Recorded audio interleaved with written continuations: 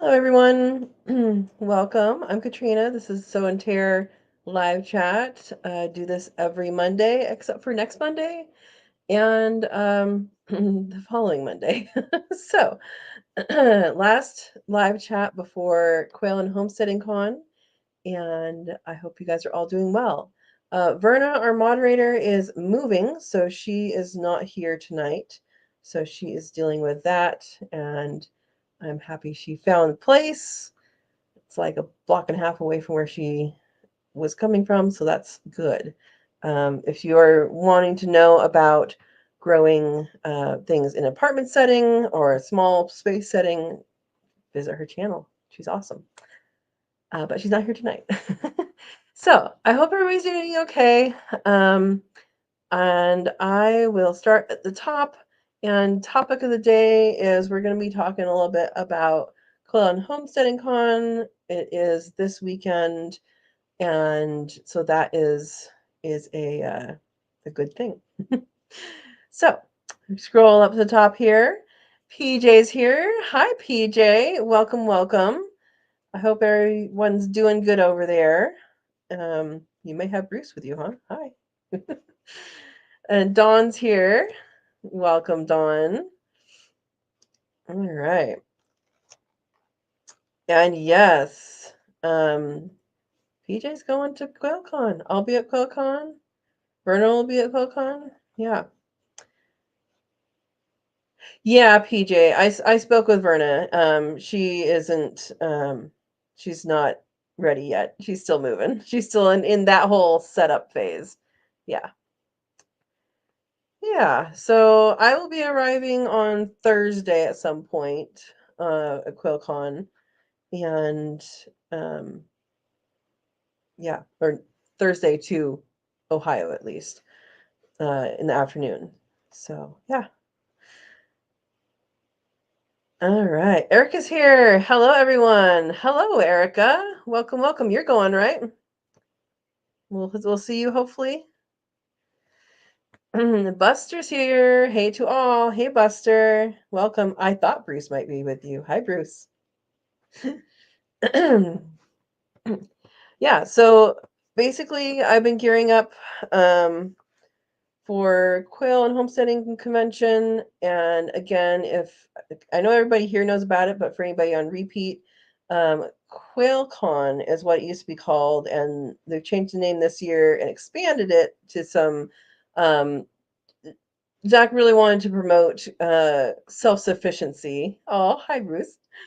Really wanted to promote self-sufficiency, and um, that includes multiple things. So there's going to be speakers of all types. Quail is obviously a star, and it is at a quail farm, Zach's Quail Farm in Miamisburg, Ohio, called My Shire Farm. So if you've not heard of them, they do quail and they sell quail eggs, and they're really good. So yeah, there we go.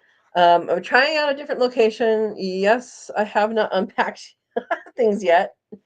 This is kind of like a little room that has a pellet stove in it and is off the kitchen. Um, and we're looking away from the sun right now, this way.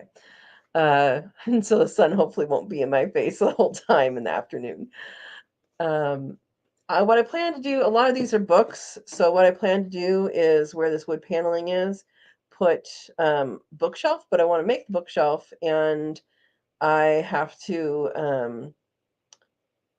not have to. There's some trees I want to take down here, and I'm thinking about milling them and making those bookshelves. So you guys may see tubs for a while. Anyway, so that's what this deal is. I'm just trying to find a space that is at least good lighting. I know you can't really see out the window all the way. I wonder if you can if I put you up closer. Okay, well, that's not the interesting part, but anyway, so that's what's out the window. Um, so yeah, let's see what else is going on. Erica says, yes, I'm going already in Indiana, just a few hour drive away. Awesome. Awesome, awesome. Oh, really.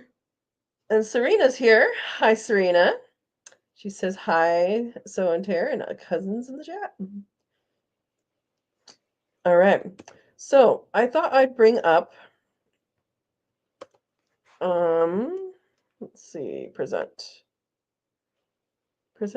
share screen.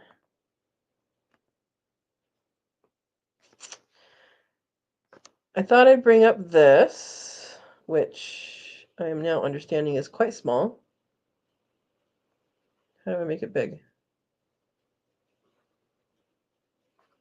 Well, anyway, how do I make it big? I don't know. Let's at least make it this big. I guess this is as big as I can make it. All right, so if you have not already seen this, it is on the website, and you can get ready and see what you want to go to. QuailCon. There you go, on My Shire Farms website. There's a link that I just shared, so you guys can look at this separately if you don't want to look at the screen.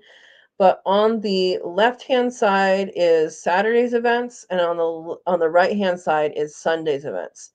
And in the center there is the actual farm where things are and all of that. So they're changing locations up a bit this time, and getting some things looks like a little different,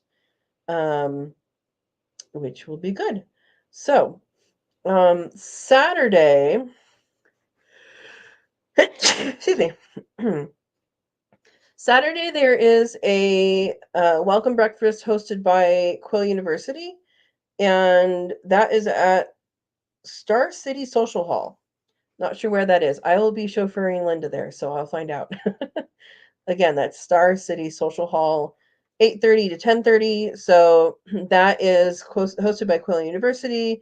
We're going to be talking quail during that breakfast, and introducing the new course, which is raising quail in aviaries. So just got that finished. We're going to have a special deal going on for people who actually attend QuailCon. So that is something to look forward to, and we'll have a good breakfast. So that will be fun.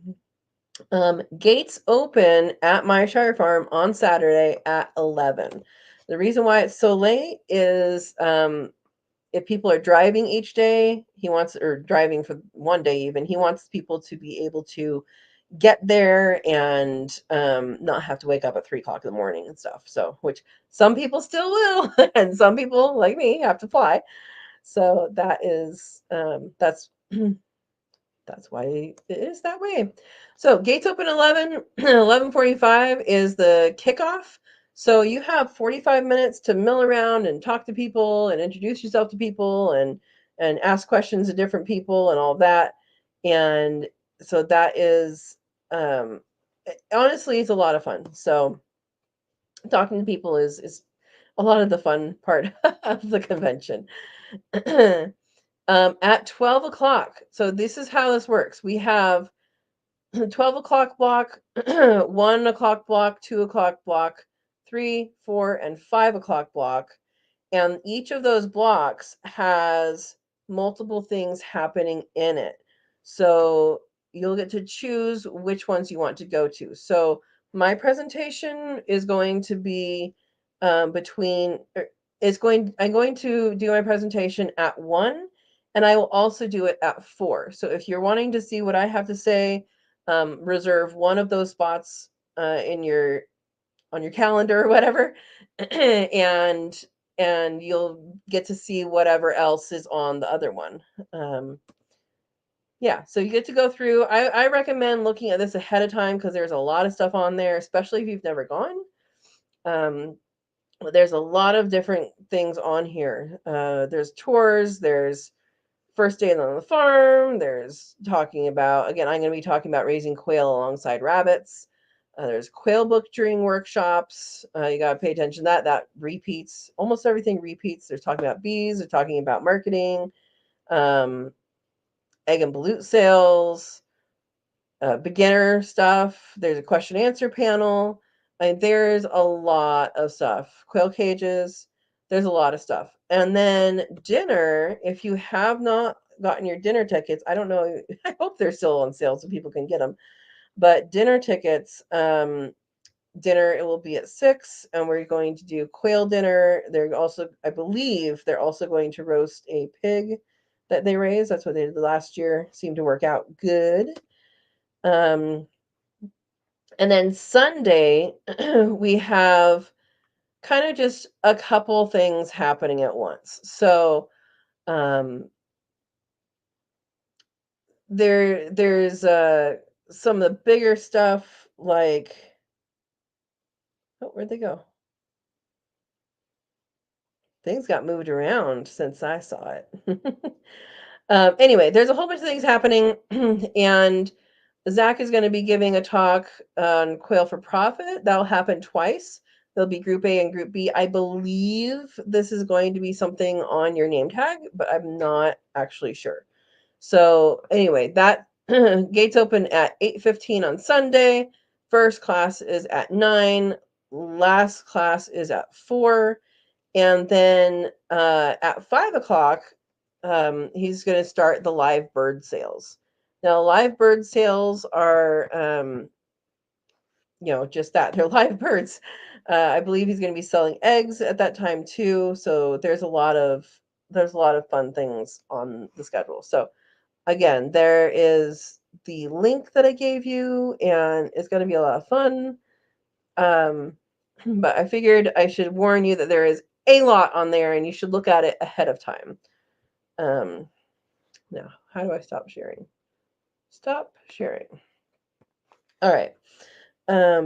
Yeah, so there's there's that. And if you guys, those who have been before, if you have something to tell people about or things, to bring, like, oh, it might rain. I think it actually might rain. We should look this up. Let's look this up. My Shire, well, let's see, Miamisburg, Ohio weather. I think there was a chance of rain. Yeah, still a chance of rain Saturday. And one year it poured. So bring your rain gear, because that will, you'll be thankful. You'll be thankful. One year, Papa the Builder had a bunch of garbage bags that he cut holes in so people could wear garbage bags. So let's avoid that and bring your rain gear. Anyway, if you've been before, go ahead and tell us what your experience was with, like, what you should bring, what you should pack, what you should, expect. I say bring a notebook so you can write things down. Bring your phone. There's going to be some QR codes around, and all of that. Yeah. So there's my intro. All right. Yeah, Dawn, small, but I can figure out what it is. That's why I gave you guys the link. Hopefully, you guys clicked on the link after I put it in there. Yeah, it is small. Serena says, made a Monte Cristo sandwich, 3 of them, in the Ninja Food air fryer. I don't know what a Monte Cristo sandwich is. What is a Monte Cristo sandwich? Hopefully it was good. And Serena says, one way is to avoid trolls is to make it where you have to be subscribed to the channel. Oh, okay. I don't think we have trolls yet, but yeah, I know you can do that. Yeah, good, Dawn. Okay, PJ says be prepared for heat. That is good. And that's another point to make, is that there's humidity there. So if you're coming from an area that doesn't have humidity or not much humidity, I'm not sure what's going on with my voice right now. Humidity heat is different than dry heat, for sure. It's a lot worse. You will sweat. Yeah, be prepared for heat. That's a good thing. I mean, not that I'm saying heat's a good thing. Being prepared is a good thing. Hi,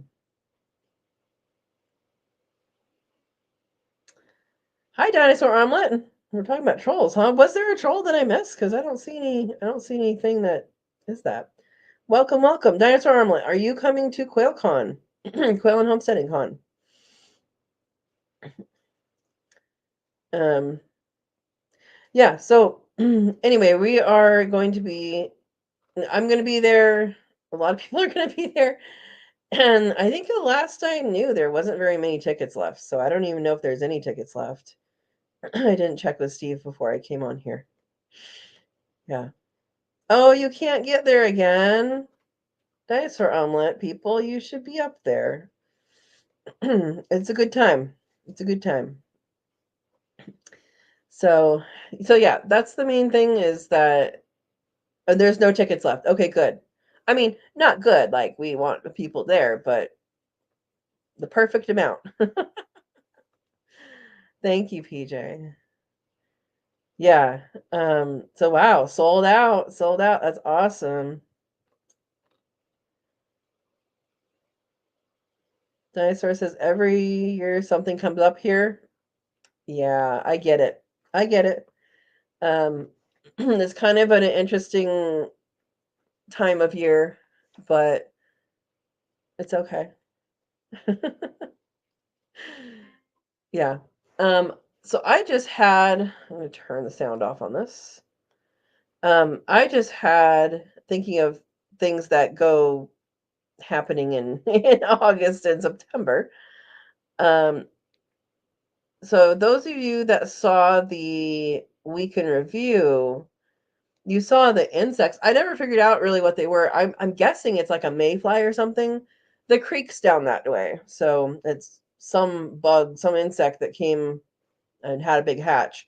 Um, and it was really weird to watch because it was just like there was a few. It kind of looked like dust in the air, and then after a while, I'm like, that's not dust. That's insects, and it kept getting more and more.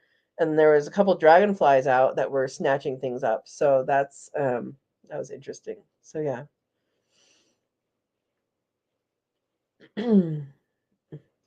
Yeah.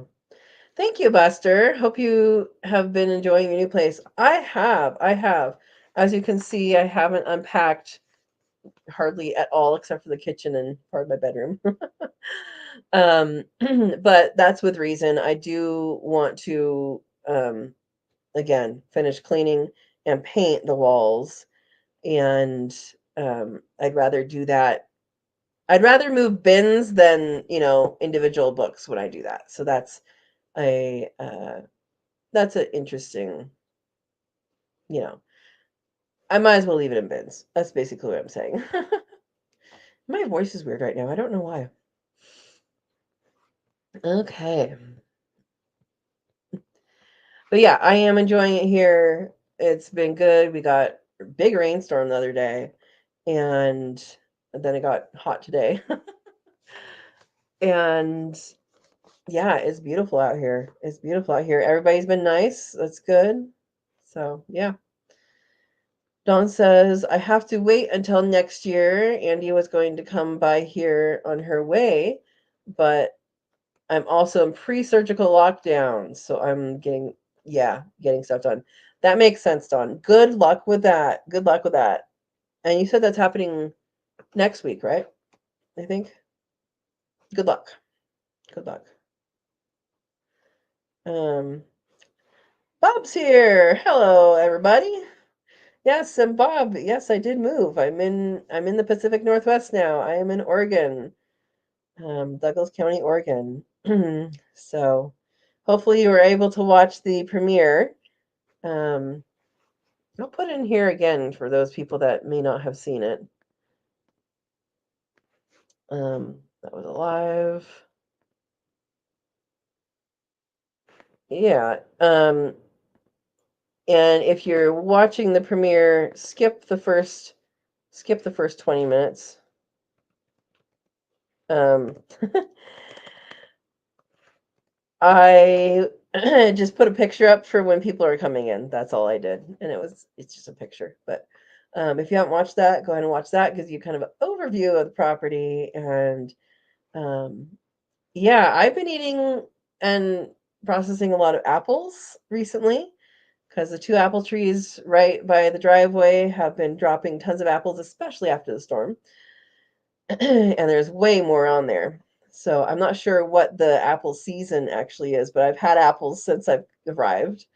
And the little cherry plums, I haven't been as aggressive about going out and getting. I know they're done for some trees and not done for some trees. So, and some trees are more sour than others, and it's pretty variable. Yeah. Dinosaur Omelet says Dobson fly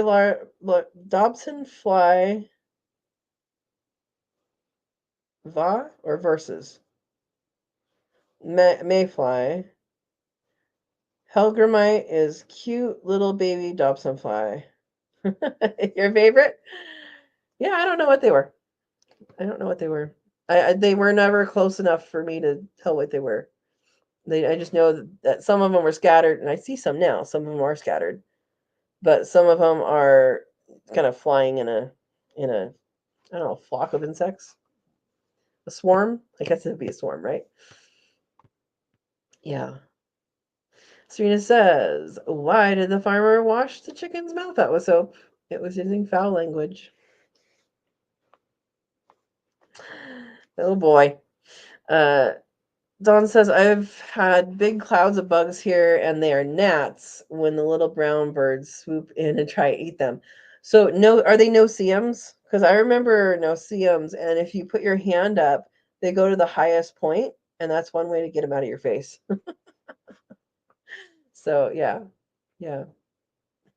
Hey, Morgan's here from Gold Shell Farm. Welcome, welcome. Hope you're doing well. Yeah, I'm on my new property, and it is great.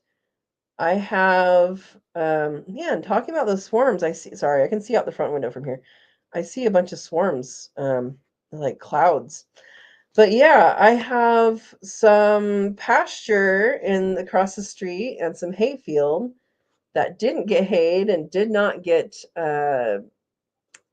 like mowed or, eaten by anything last year. So, except for the part that elk have been laying in, I think I'm gonna have to cut it because it's like some of it's like taller than me, oats, and I think I'm gonna have to cut it at some point just to let the grasses, see some daylight. But yeah, any suggestions you have for me on what I should put there, but maybe not this year, would be welcome.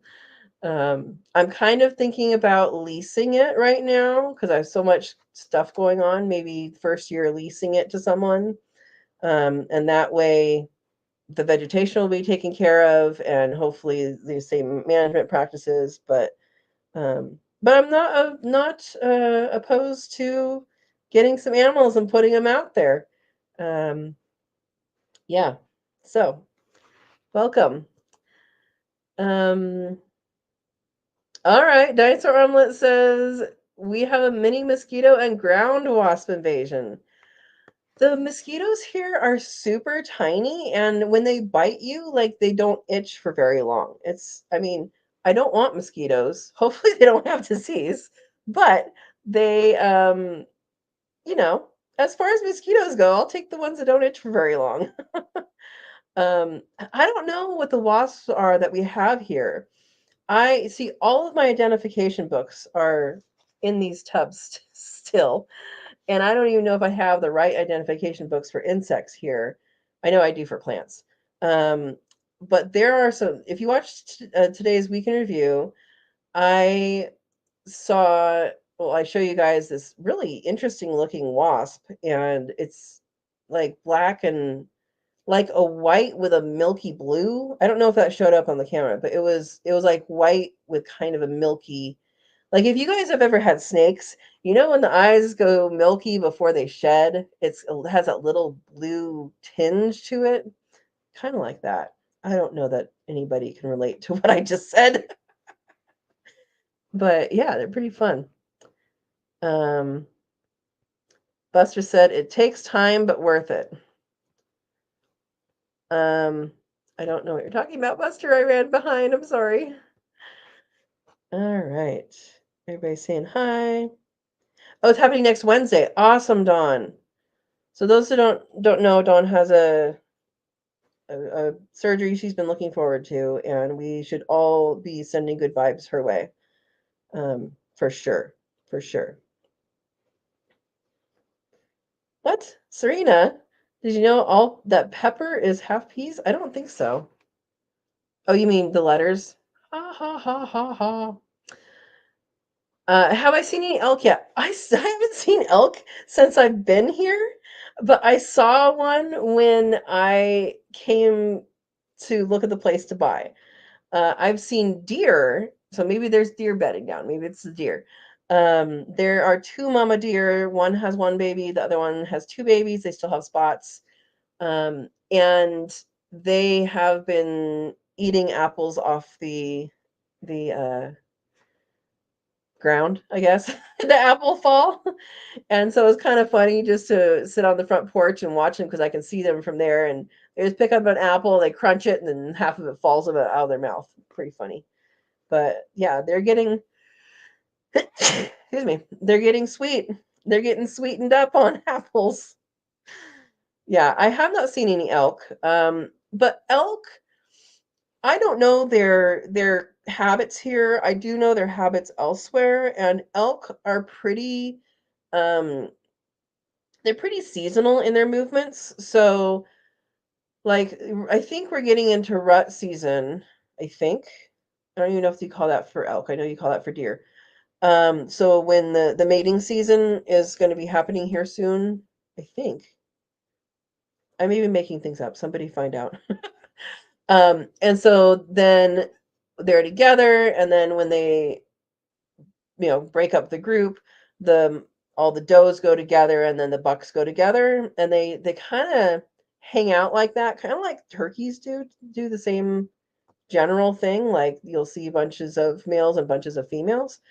But yeah, I know they're here. I know they're here. I haven't seen their tracks. It did just rain. I haven't been up to the little falls. I have these little falls that it's not like a waterfall, like it's like, hey, I'm a waterfall. But I haven't been up there since the rain, so I don't know I actually don't know how much we got. I did order a rain gauge, an official rain gauge, a Kokoros one. I'll give you guys that link. Community Collaborative Rain, Hail, and Snow Network. And if you have any desire in keeping track of precipitation, which I know it can be very helpful. And Morgan, if you're still on, I want to encourage you to sign up for Kokoros because your community definitely needs it. But it has on the ground weather reporting. So you can report hail size, you can report, it's precipitation based. So you could even report if a storm is starting, and you can do hourly reports if you want. You're not required to do anything, it's volunteer. But it does help inform the people who are interpreting the radar, because everybody gets the same radar and then people interpret it differently. That's how we get our different weather predictions. It all comes from the same data. And if enough people are saying, hey, something's going on, then NOAA will actually send out an alert. So I think I just talked about this last time, but I'll talk about it again. So the alerts that happen are in they pay attention. NOAA pays attention to Kokoros. And if you want to get their official rain gauge, it's called Weather Your Way. I'll put the link in here. And I would just get the plain one. You don't need all the fancy stuff. Like you really don't. But that's where you get the official rain gauge. It's a highly accurate rain gauge. And so that's one thing I haven't gotten yet that I really, really hoped, would come by the time that rainstorm happened, because we got a lot of rain. I mean, like we probably got more than an inch. That's not a lot by some standards, but yeah. Yeah. Okay. Dinosaur Omelet says, I don't know if you've discussed what new goals have you thought about in relation to your new location. Yes, I discussed some of that, throughout time. Um, Number one, I have to get kind of the house stuff in order. So there's going to be some house stuff that you're going to see. You're going to see recipes. You're going to see some harvesting. I mean, I'm so lucky the people before me. Thank you, Barbara, if you're listening. Um, planted a garden, and so I actually have zucchini and peppers. Well, okay, bell peppers and I don't get along, but I have my peppers because I brought my green stalks. Um, but there's strawberries out there, blueberries. There's some potatoes, which probably need harvesting because they're flowering right now, and tomatoes, cucumber. So they set me up pretty good. And again, there's apple trees right now that are appling, and some of those little tiny plums. They call them plum cherries or cherry plums, but they're plums um, that are happening right now. Native stuff, well, not native stuff. Okay, there's berries that are not native, but they blackberries are berrying right now. That is a word now. It wasn't before I said it. But the blackberries are happening right now. So every time I walk up the hill, I'm like, oh, blackberries, that's dinner. Um, I believe I have thimbleberries. It's either thimbleberries or salmonberries, and they are very similar. And I I miss the berry. And the berries are not. I'm not having them this year. And I also believe I saw white currants, but I need to beef up on my currants because I it's been a while since I lived in a place that actually had like good edible currants. So I do need to beef up on that before I go eating those things. The rose hips are starting to, become ripe, I guess. So I should go collect some of those at some point soon. But as so that's kind of like this year what's happening. There's a whole bunch of stuff. I mean, I'm gonna get a new roof. I have some stovepipe stuff to these are things I'm hiring people to do. Um, but something this year that I will be doing before I release my chickens from their humongous chicken house. The chicken coop is about as big, if not bigger, than the space they had in when we were in California. So they're living in there right now. They're happy. They don't know the difference. They're probably a little bored because they can't see out. But well, they can see out when they go up on their perch. But so I need to put that run. I need to kind of put a roof on it, basically. The neighbor told me that there was a chicken hawk. No, chicken hawk is not an actual type of bird. So I'm assuming it's a Cooper's hawk or a sharp-shinned hawk.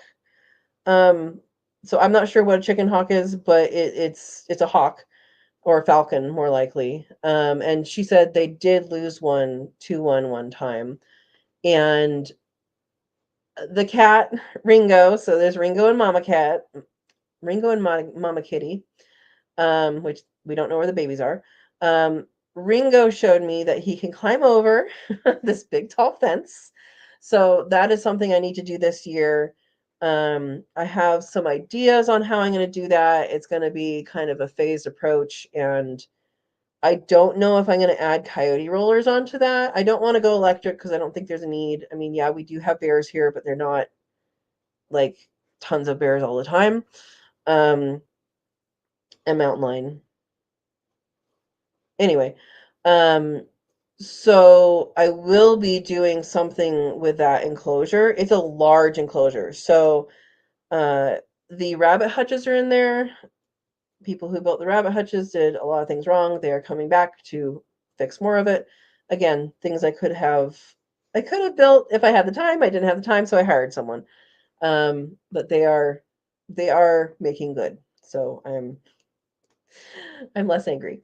Uh, so yeah, that area there is my focus this year.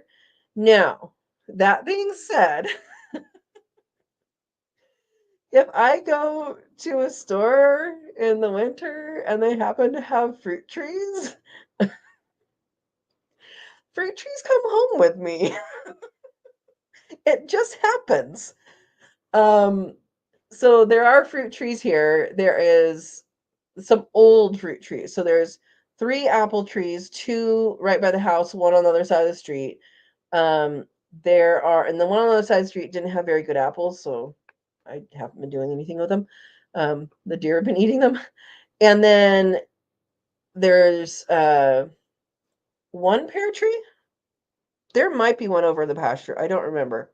But there's at least one pear tree by the house. There's a cherry tree by the house, which I don't know what kind it is. I don't know what kind any of these are. Those are the kind of ancient trees.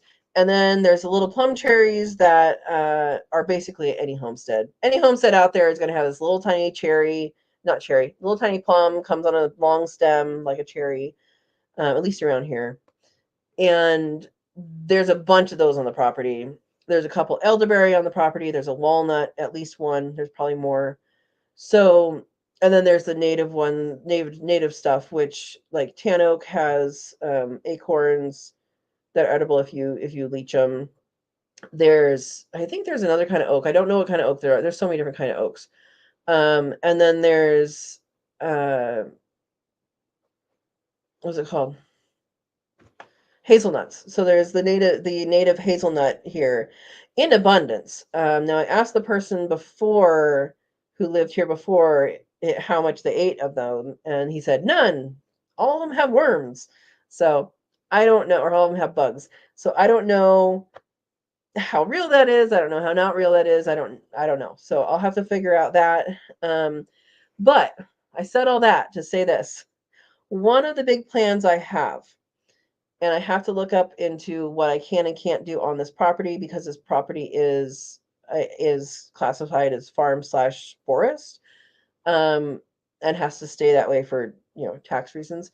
But I would like to take up the hill. I have water rights on the side of the hill. How cool is that? There's water rights on the side of the hill. I want to not completely clear, but somewhat clear a few acres and make an actual food forest. So I want to clear enough that I have space to plant, and not clear enough so that the mycorrhizae in the soil that talks between the trees and is a nutrient communicator and nutrient transporter between the trees, that I don't completely destroy that system. Because when people clear cut, a lot is lost. A lot is lost of the functional bacteria, or not bacteria, the functional fungus and relationships between the trees. And so I want to figure out a way to clear a lot of the trees, but leave enough different species that they can support some different varieties. So, man, dinosaur, I'm like, you're making me go off tangent here. It's fine. We talk about this. Um, Mycorrhizae is a class of fungi. Within mycorrhizae, there's tons of different kinds. It just means it's a small fungus, and something that attaches onto plants and helps that way. It's a symbiotic relationship. They get sugars from the plant, I believe, maybe. They get something from the plant, and then they end up being the nutrient highway to get nutrients. Like, they fit in between soil particles. Basically, they can go where the roots can't, to bring nutrients from the soil to the plant. So it's a highly communicative uh, thing. I don't know. uh, I mean, it's kind of like a city, right? um, and so I want to preserve that, but I also want to do some of these other things. So in order to do that, again, it's a multi-step. I need to know what I actually can do. Um, if I need permits for clearing stuff, I don't know that I do, but I need someone official to say yes or no. And then I also then need to do that clearing work and then erect a fence because we do have elk and deer. I do want this to be a fenced system just because I think at least when the trees are young, that's going to be very important, and it's going to be maybe more expensive but easier to work within than fencing every single tree and every single bush. You can do that. You can do that, but I think I want to fence the whole area. Um, yeah. So, and again, the property is almost 70 acres, so taking, 2 or 3 acres or whatever ends up being out of that, I don't think is going to be that big a deal, especially since it's going to be returned to forest, just a food forest. So I want to actually have a lot going on with that. Now, for those of you who are familiar with the food forest I made on my 7,000 square foot lot in Gilroy, California, um, that was me planting food. Like, it wasn't well thought out, it wasn't well planned. It started to become well planned later on, but there's only so much you can do once you've gotten to that point. So with this, I want to be I'm now better informed, better educated on the topic. When I started that project, I did not know there was such a term as food forest. I just knew edible landscaping. So if I knew all the different nuances and relationships and levels of a food forest at that point, then I would have done that. But I didn't, and now I do, so I will. So that's one. I also would love to have a high tunnel. That's a tall greenhouse up on the hill somewhere. It may be in a similar area, um, which would have things like some citrus. There's an avocado expert that told me she's in Santa Cruz, Santa Cruz area. Anyway, she told me 4 varieties that I should be able to grow here if I get them past infancy. And so that's pretty cool. In 8B where it snows. And so that's pretty cool. But I want to bring stuff like curry leaf and some of the citruses, which might need a little bit more protection, and bring that into a high tunnel situation. And then what I would like to do is have quail in there at a low density. So basically, they can do some fertilization, they could do some bug patrol, and give me meat and eggs. So that is my goal. I don't know if that's short term, long term, but that's my goal. um, and then again, I need to do something with the pasture and the hay field, and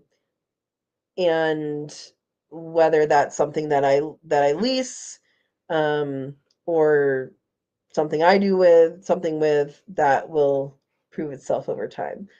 And then long term, the forest here does need to be thinned out. Um, this area, this property, a lot of this property was logged in 94, 95, which means everything's the same age going up. And then there are some younger stuff now, but it's basically there's when you have the same age class of a tree and that's all that's there, you don't have open areas, you don't have, the sunspots that happen when old trees fall and die to let new trees up. And you have a lot more fire danger with that. So if you have a thinner forest, a more diverse aged forest, then that's a healthier forest typically. So there's your answer. Big question, dinosaur omelet. There you go.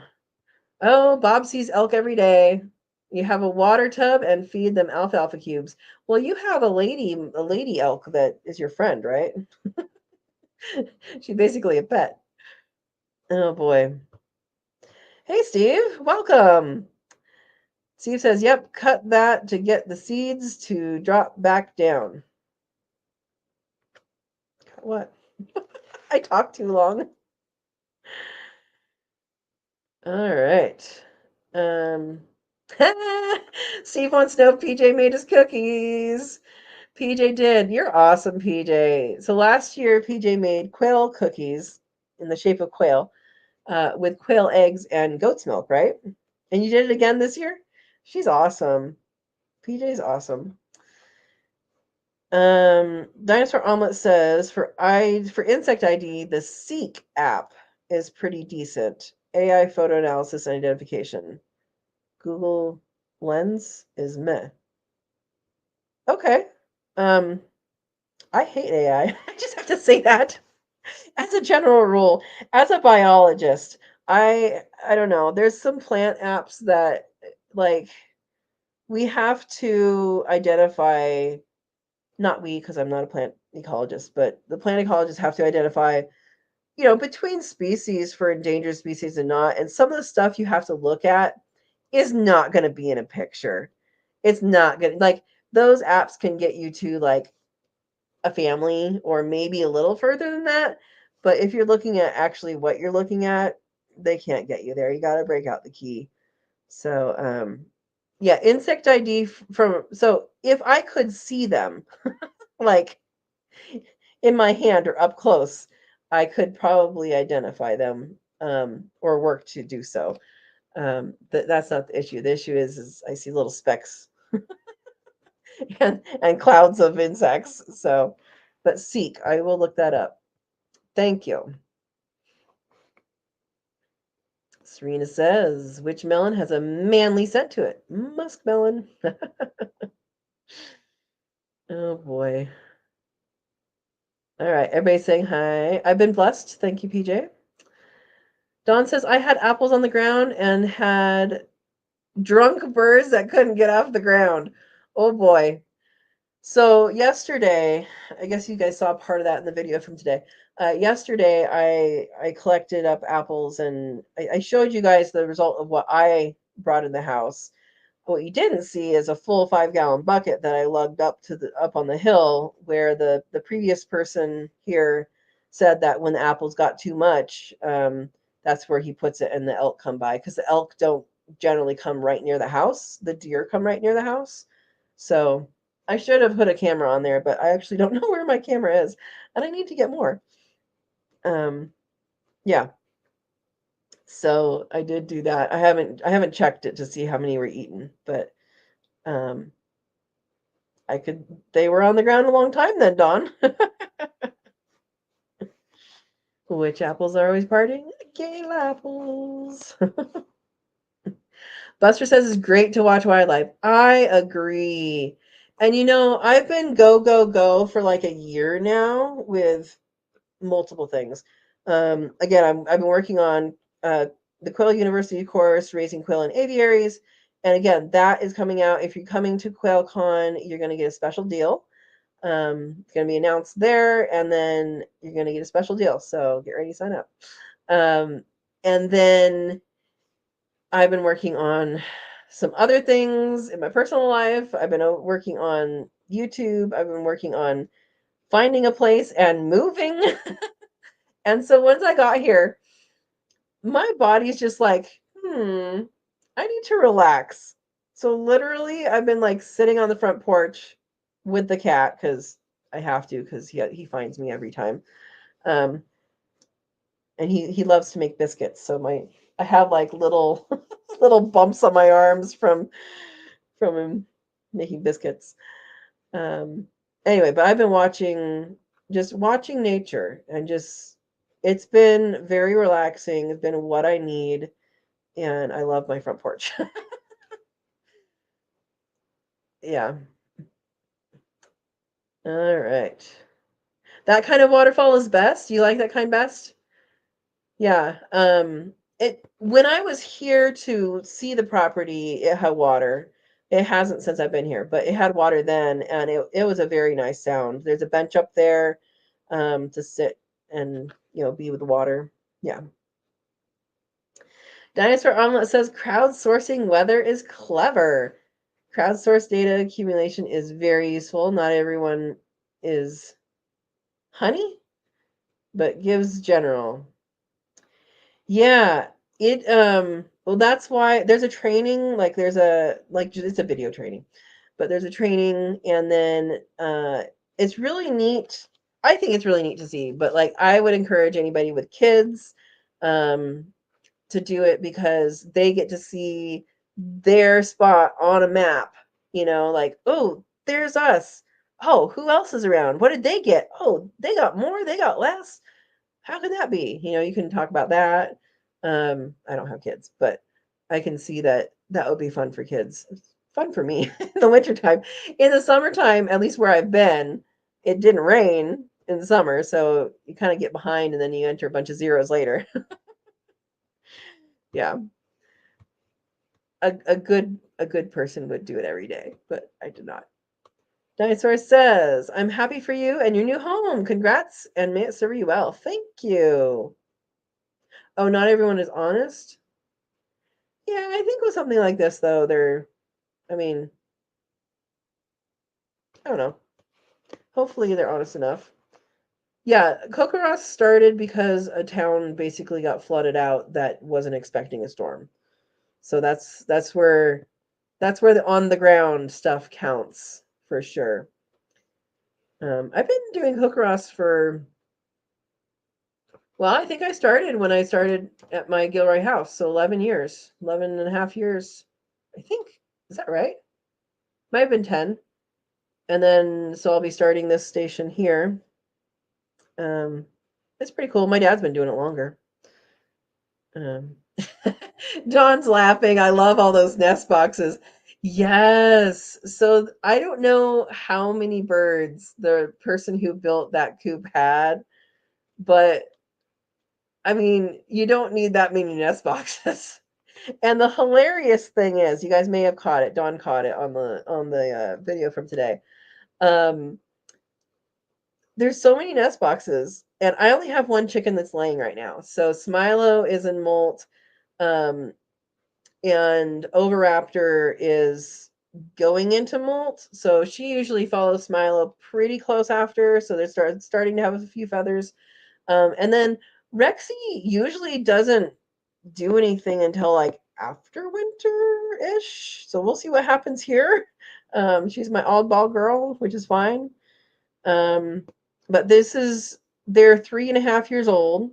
So they're getting to the point where laying every day is going to be like, oh, we're not going to do that much with you. So there, dinosaur omelet, that's something else I'm going to do is I'm going to get some, either get some chicks or get some eggs to hatch in the spring, I think.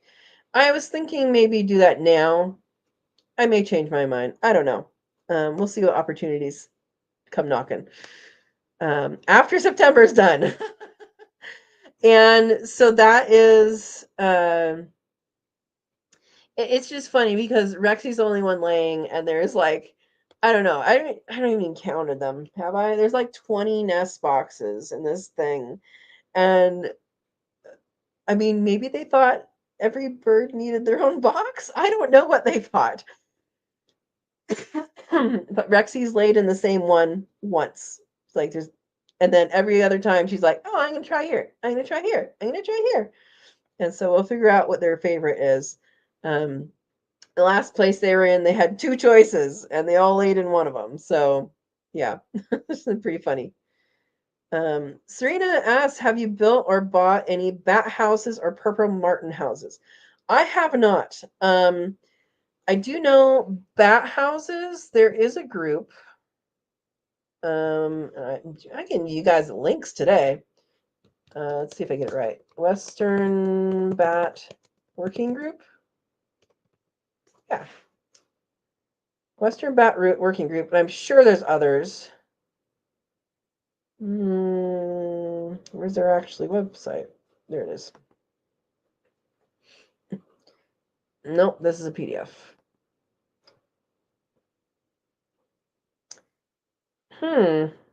Well, I don't know. There's a Midwest Bat Working Group. Where's the Western Bat Working Group?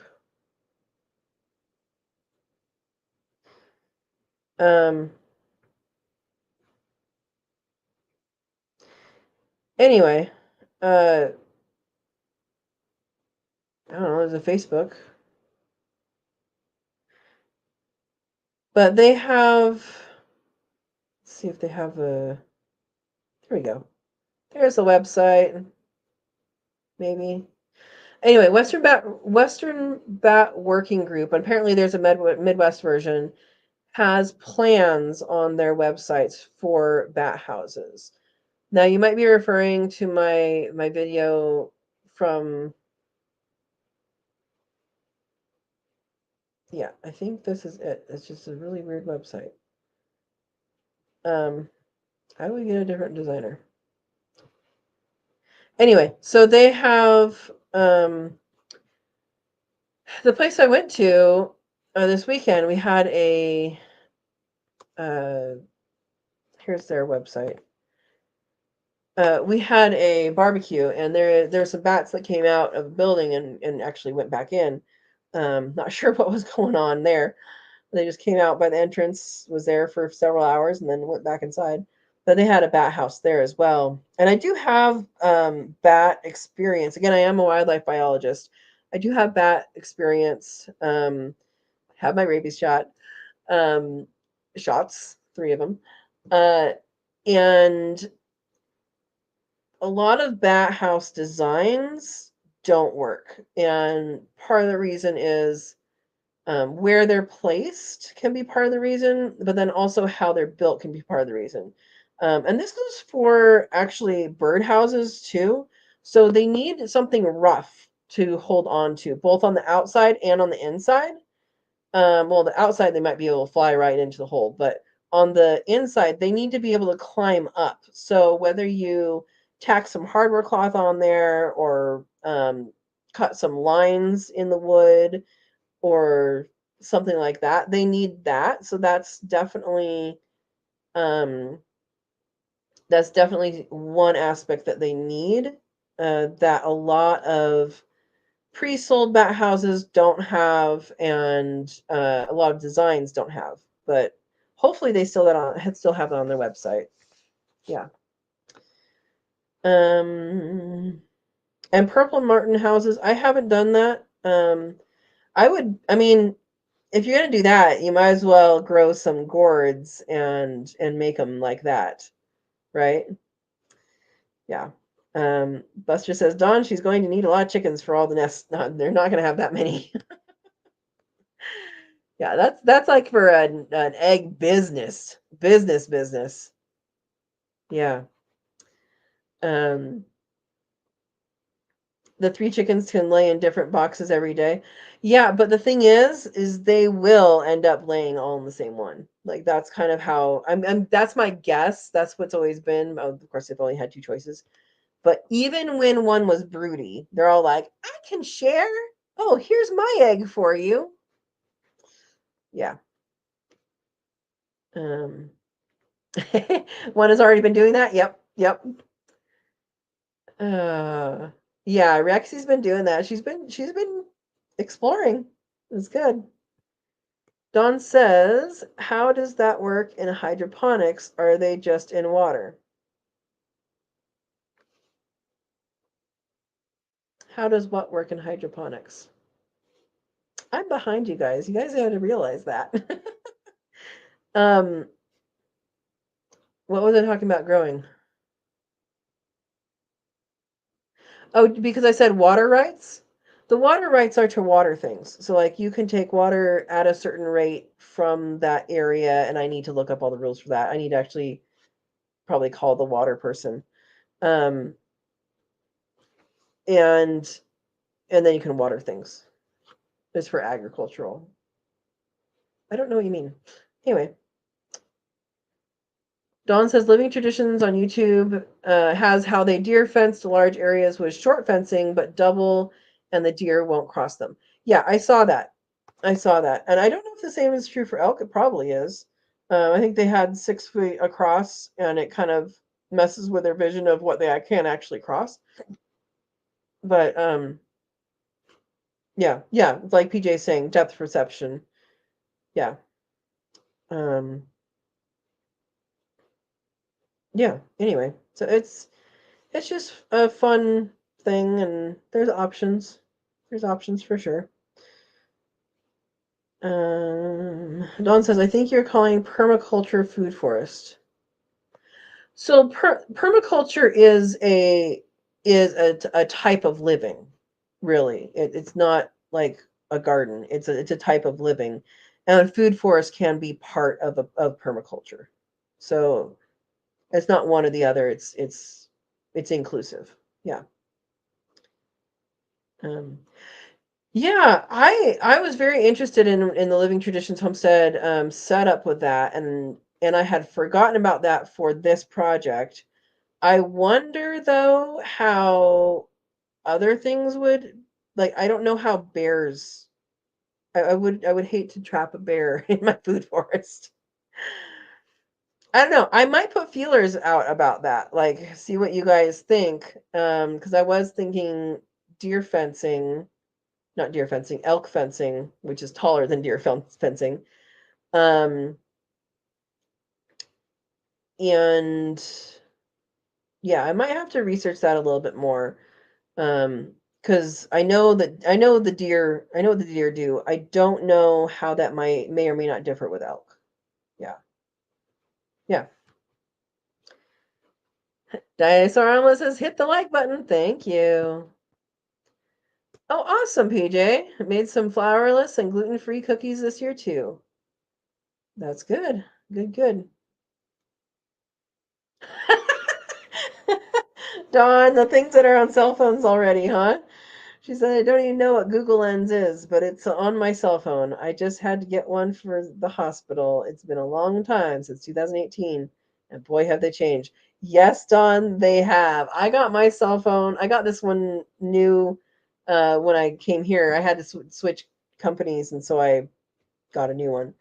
But yeah, it's an interesting adjustment, right? Yeah. Okay, Don, Steve is explaining.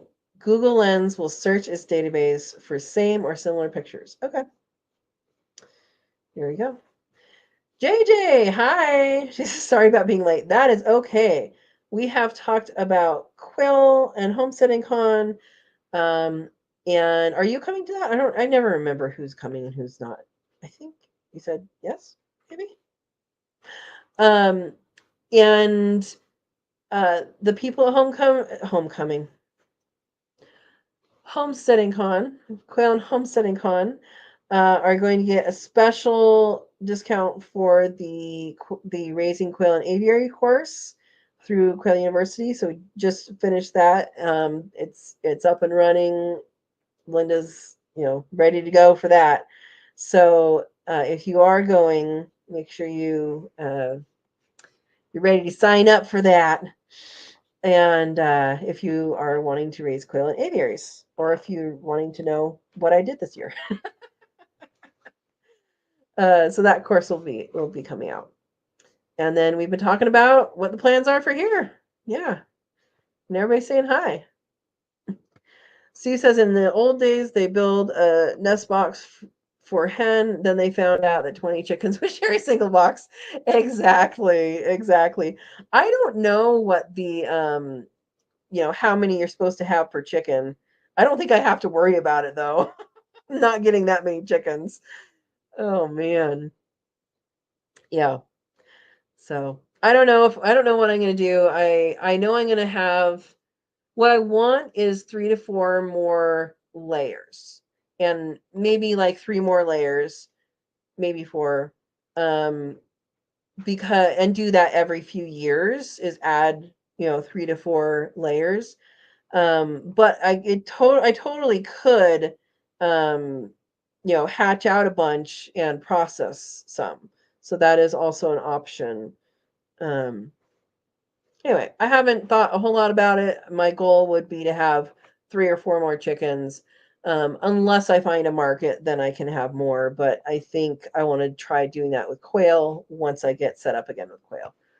So yeah, you guys heard that right. I'm going to Quail and Homesteading Con. and I don't have quail. Yeah. But the quail that I did give away, one of them went broody again, and the other one had the ones that was broody, and he actually popped those eggs into an incubator, and some of the younger eggs hatched, and so that's pretty cool. That's pretty cool.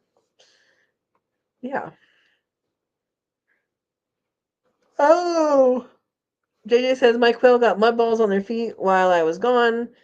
They all got an Epsom salt soak and new sand, and they are so happy now. I bet. I bet. Yeah, Epsom salt is wonderful. Epsom salt's wonderful. I use it on myself, but I have used it on a rabbit that I thought broke its leg. I so thought the ankle was broken. It was a major sprain, and you know, I had a sprained ankle at the time, so I was giving myself a bath, and then I give the bunny a bath in the sink.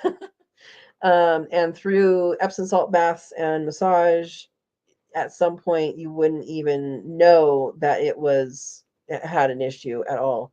And then of course we ate it. But anyway, uh yeah.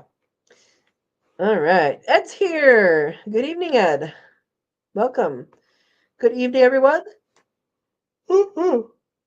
Sorry. I hope everyone is ready for QuailCon. Yes. Yes, yes. My parents are gonna come here and watch the animals for me. We decided that because I'm like, I don't know if I'll know anybody. Turns out there's some people who I could have feed everybody, but they'll have a nice vacation out here. Yeah. JJ says I should start a quail pedicure business. You know, JJ, if you put on like the right ad out into the world, like, does your quail or does your chicken have poop balls? I'll take care of it. And see how much you can get for that, because I'm sure there's some people that either don't know how to take care of it or don't want to take the time, but they'd pay someone. Maybe. Steve says purple martins aren't very common in Oregon. Yeah, they weren't very common in California where I was either. I honestly I have not looked up species that shouldn't be here yet. I have not gotten to that point, and I'm okay with it. I've identified what I can see so far. Yeah. Um, Dawn says I have enough bats. I know. I've heard your stories. My last housekeeper freaked when I told her I had a bat in the bedroom that came out of that one area she was looking in once. Oh boy. Oh boy. Well, yeah. Dawn says those nest boxes might be perfect pigeon nest boxes.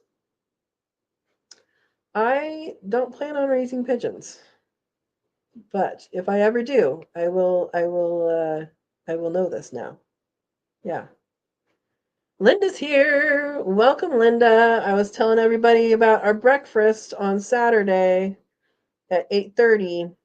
Um, if there's anything they should bring with them besides a notepad, let us know. And I also teased that they're going to have a discount on the aviary raising quail and aviary course. Only people that are coming. Maybe not to the breakfast, but to QuailCon. All right. Amy's here. Welcome, welcome, Amy. Ready for QuailCon. Awesome. I will see you there. Good, good. Yeah, JJ. Purple martins look like a plain old bird until it gets in the sun. Yep, they're shiny though. They're shiny. PJ says, "Hey, Amy, I'm not ready just yet." Okay, I'm not completely ready, but it doesn't take much to get ready. So, yeah, like I'm not packed yet or anything. I know where my t-shirt is. I actually don't know where my Sow and Tare t-shirts are. So, uh, Yeah, I might ask my mom to bring hers because I don't know where mine is. I'm gonna have to. The thing about my packing is that I pack with t-shirts. So the things I haven't unpacked yet have clothing in them. So I'm missing a few things. Yeah. All right. Um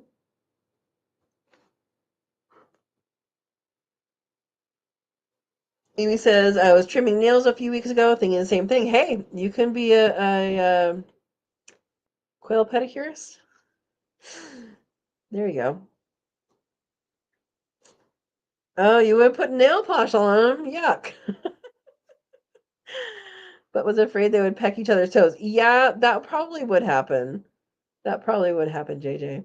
Where is Verna? Verna is moving. So Verna is, I believe she's mostly actually moved, but she needs to get things organized and all that. So she found a place. She's there. She needs to relax. I mean, that's a lot to move, and she did it pretty quickly. So yeah, that is where Verna is. Um, JJ says Epsom salt kills pain too. Don't know why, but works. Is it the magnesium? I don't know. I just know that magnesium crosses the skin barrier, and it definitely works. It works for sprains. I've used it for sprains, and I've also used it for like if I'm feeling down, I'll take a Epsom salt bath, and um, that will just increase my mood too. I know it's also apparently a diuretic. I don't know how that works through the skin, but it does. So if you're needing that, there you go. Um, oh, Dawn says time to get off the internet. Everyone have an awesome time at QuailCon. Good night. Good night, Dawn. Good luck. Good luck on your surgery, and we will see you on the other side. I will not have a live chat next Monday because I will be on an airplane. And the following Monday, I will be going to the Heirloom Expo. So that one will also not happen. So I will see you guys in person, and then I will see you guys after that. Yeah. Erica says, yeah, so she got moved and not impacted. Yep. Yep. Yeah, and Verna had her live on Saturday. She wasn't going to do it, and she decided to. Yep. All right, we have Buster saying prayers for your surgery. Hope all goes good. All goes good. Yep. Oh, wow. So Steve's already ahead of me. In Oregon, you don't need a license to sell eggs to individuals, only to establishments. Get more chickens and quail and set up a farm stand. Yeah. Again, I have plans. It's not going to happen this year. Things will happen next year with that topic. Uh, yeah, I have plans I haven't told you guys, but I will eventually. Yeah.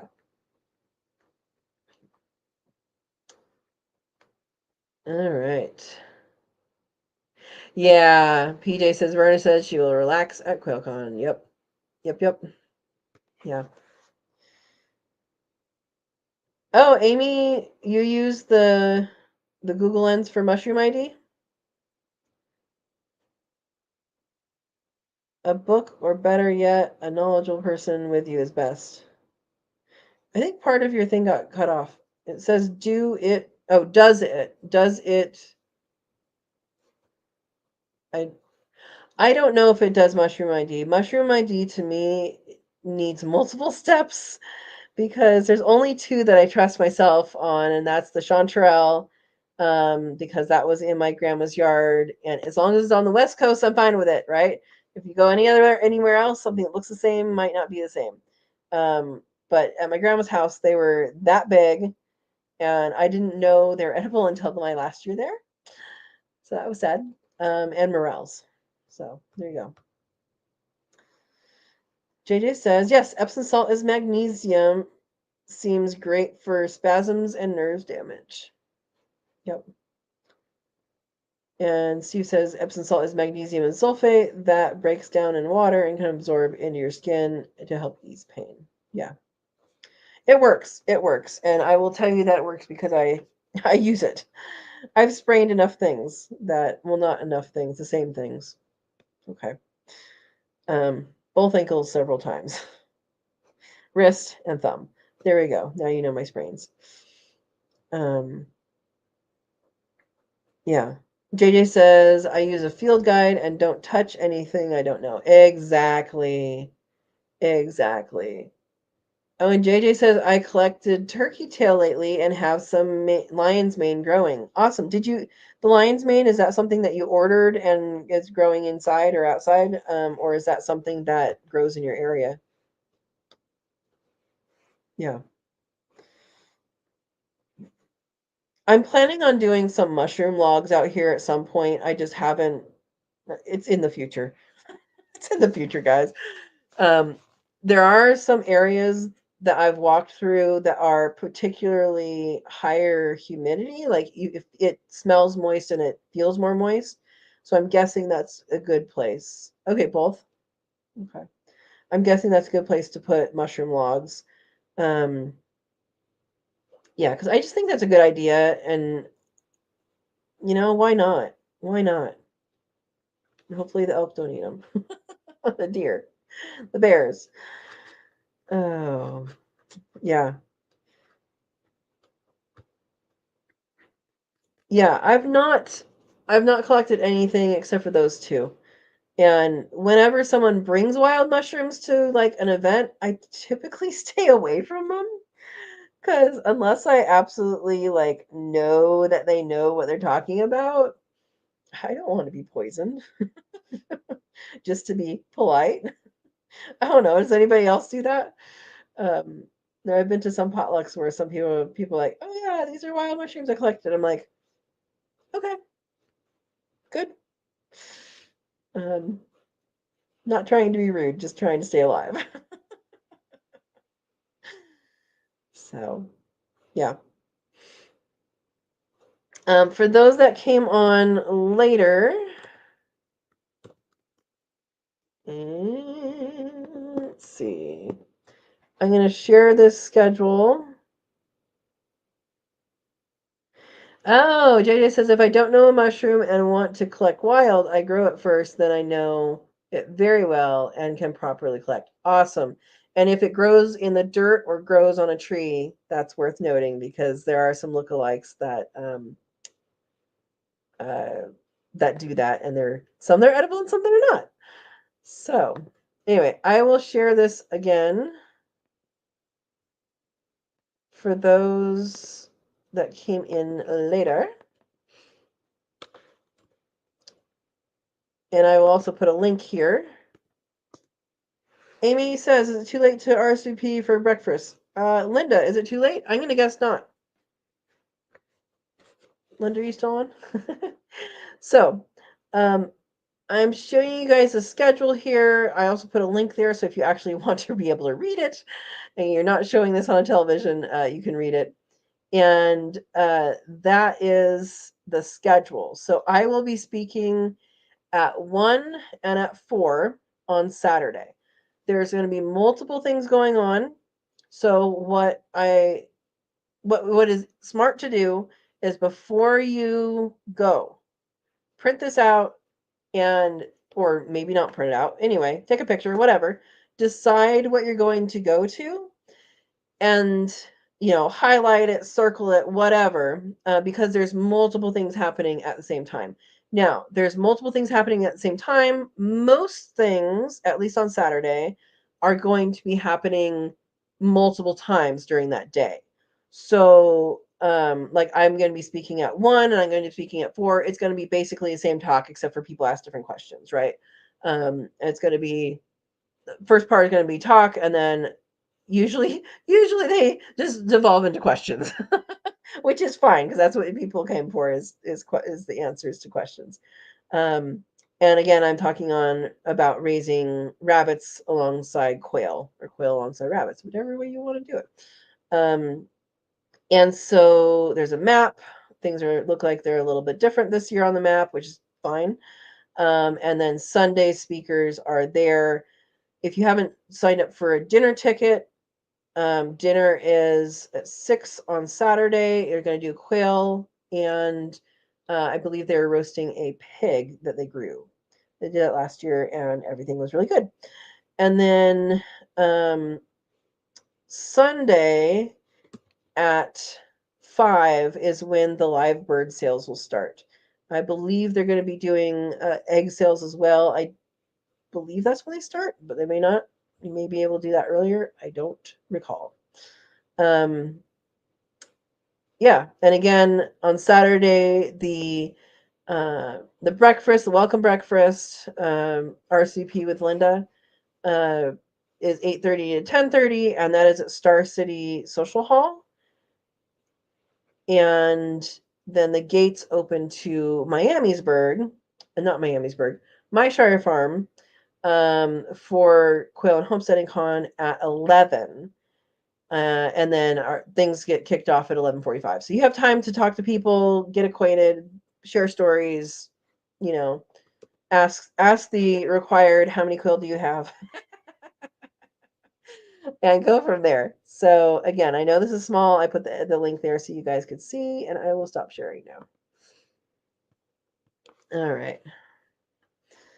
JJ says, yes, like jack-o'-lantern grows from wood, but sometimes looks like it grows from the ground, but it's growing on a root system and is badly poisonous. Okay. Good to know. Good to know. Okay, and Amy is confirming magnesium is for pain and cramping. That's good. JJ says, we were supposed to go farm instead of QuailCon. Go to farm instead of QuailCon, but can't now because of Lyme disease. Oh, I'm sorry. Is that a new? That's not a new thing, is it? Well, take care of yourself because that is that's a pretty serious thing. I mean, that Lyme disease can get, it gets into the nervous system. So, yeah. Good luck and good health to you. Steve says egg sales are typically during the barn tours. Yeah, I figured that it was throughout the day, but it didn't specifically say that I saw. So, but the live birds was going to be after, like, kind of at the end. So people don't pack around live birds all day and become dead birds. I'm assuming that's the reason. So, yeah. Yeah, but it'll be a fun time. Zach's going to be talking about quail for profit. He'll be doing that twice on Sunday. There's going to be lots and lots of speakers, lots and lots of topics. The goal this year was to expand it into really be a place that you could learn all about self-sufficiency. I mean, there's people talking about different animals, gardening, there's tours, there's beekeeping, marketing, call for profit, there's beginners, there's going to be a beginner panel, lots of different things. And I think it's going to be a really, really fun event.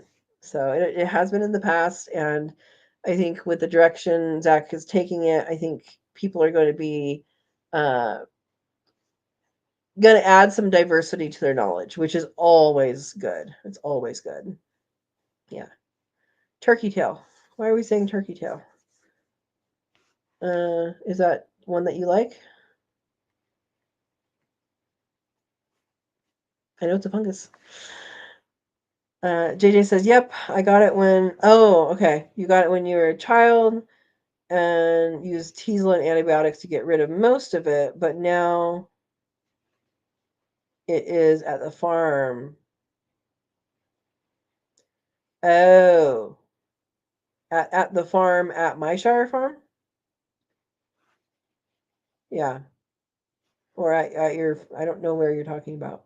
Yeah. Yeah, you always be careful with ticks. For sure. Yeah, there's antibiotics for it that I know JJ went the natural route, but you did the antibiotics too. Yeah, there's antibiotics for it that can help if you get to it right away. It's when people wait and don't know what's going on until later that things can get really crazy. Yeah. Okay, Amy is talking about turkey tail. It is pretty easily identified. I've gathered it wild and made a double I can't say that word. Decoction with it. Yeah. No reports of it in my chart. Okay, good, because that's good. So JJ, are you talking about that at your farm? Yeah. Thank you, Steve. I was confused. Um, yeah.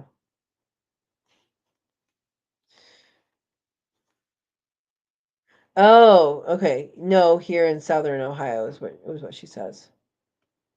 Okay. So not at my shire. Don't think that. Not at my shire farm. It's at in Southern Ohio. Yeah. Oh, at a friend's farm. Got it. Got it. Yeah, there's all sorts of tick stuff that okay, so Steve says JJ means it's all overall has been reported in Ohio, though it's everywhere. Had a friend get it in Alabama. Okay. And then she says it's at a friend's farm.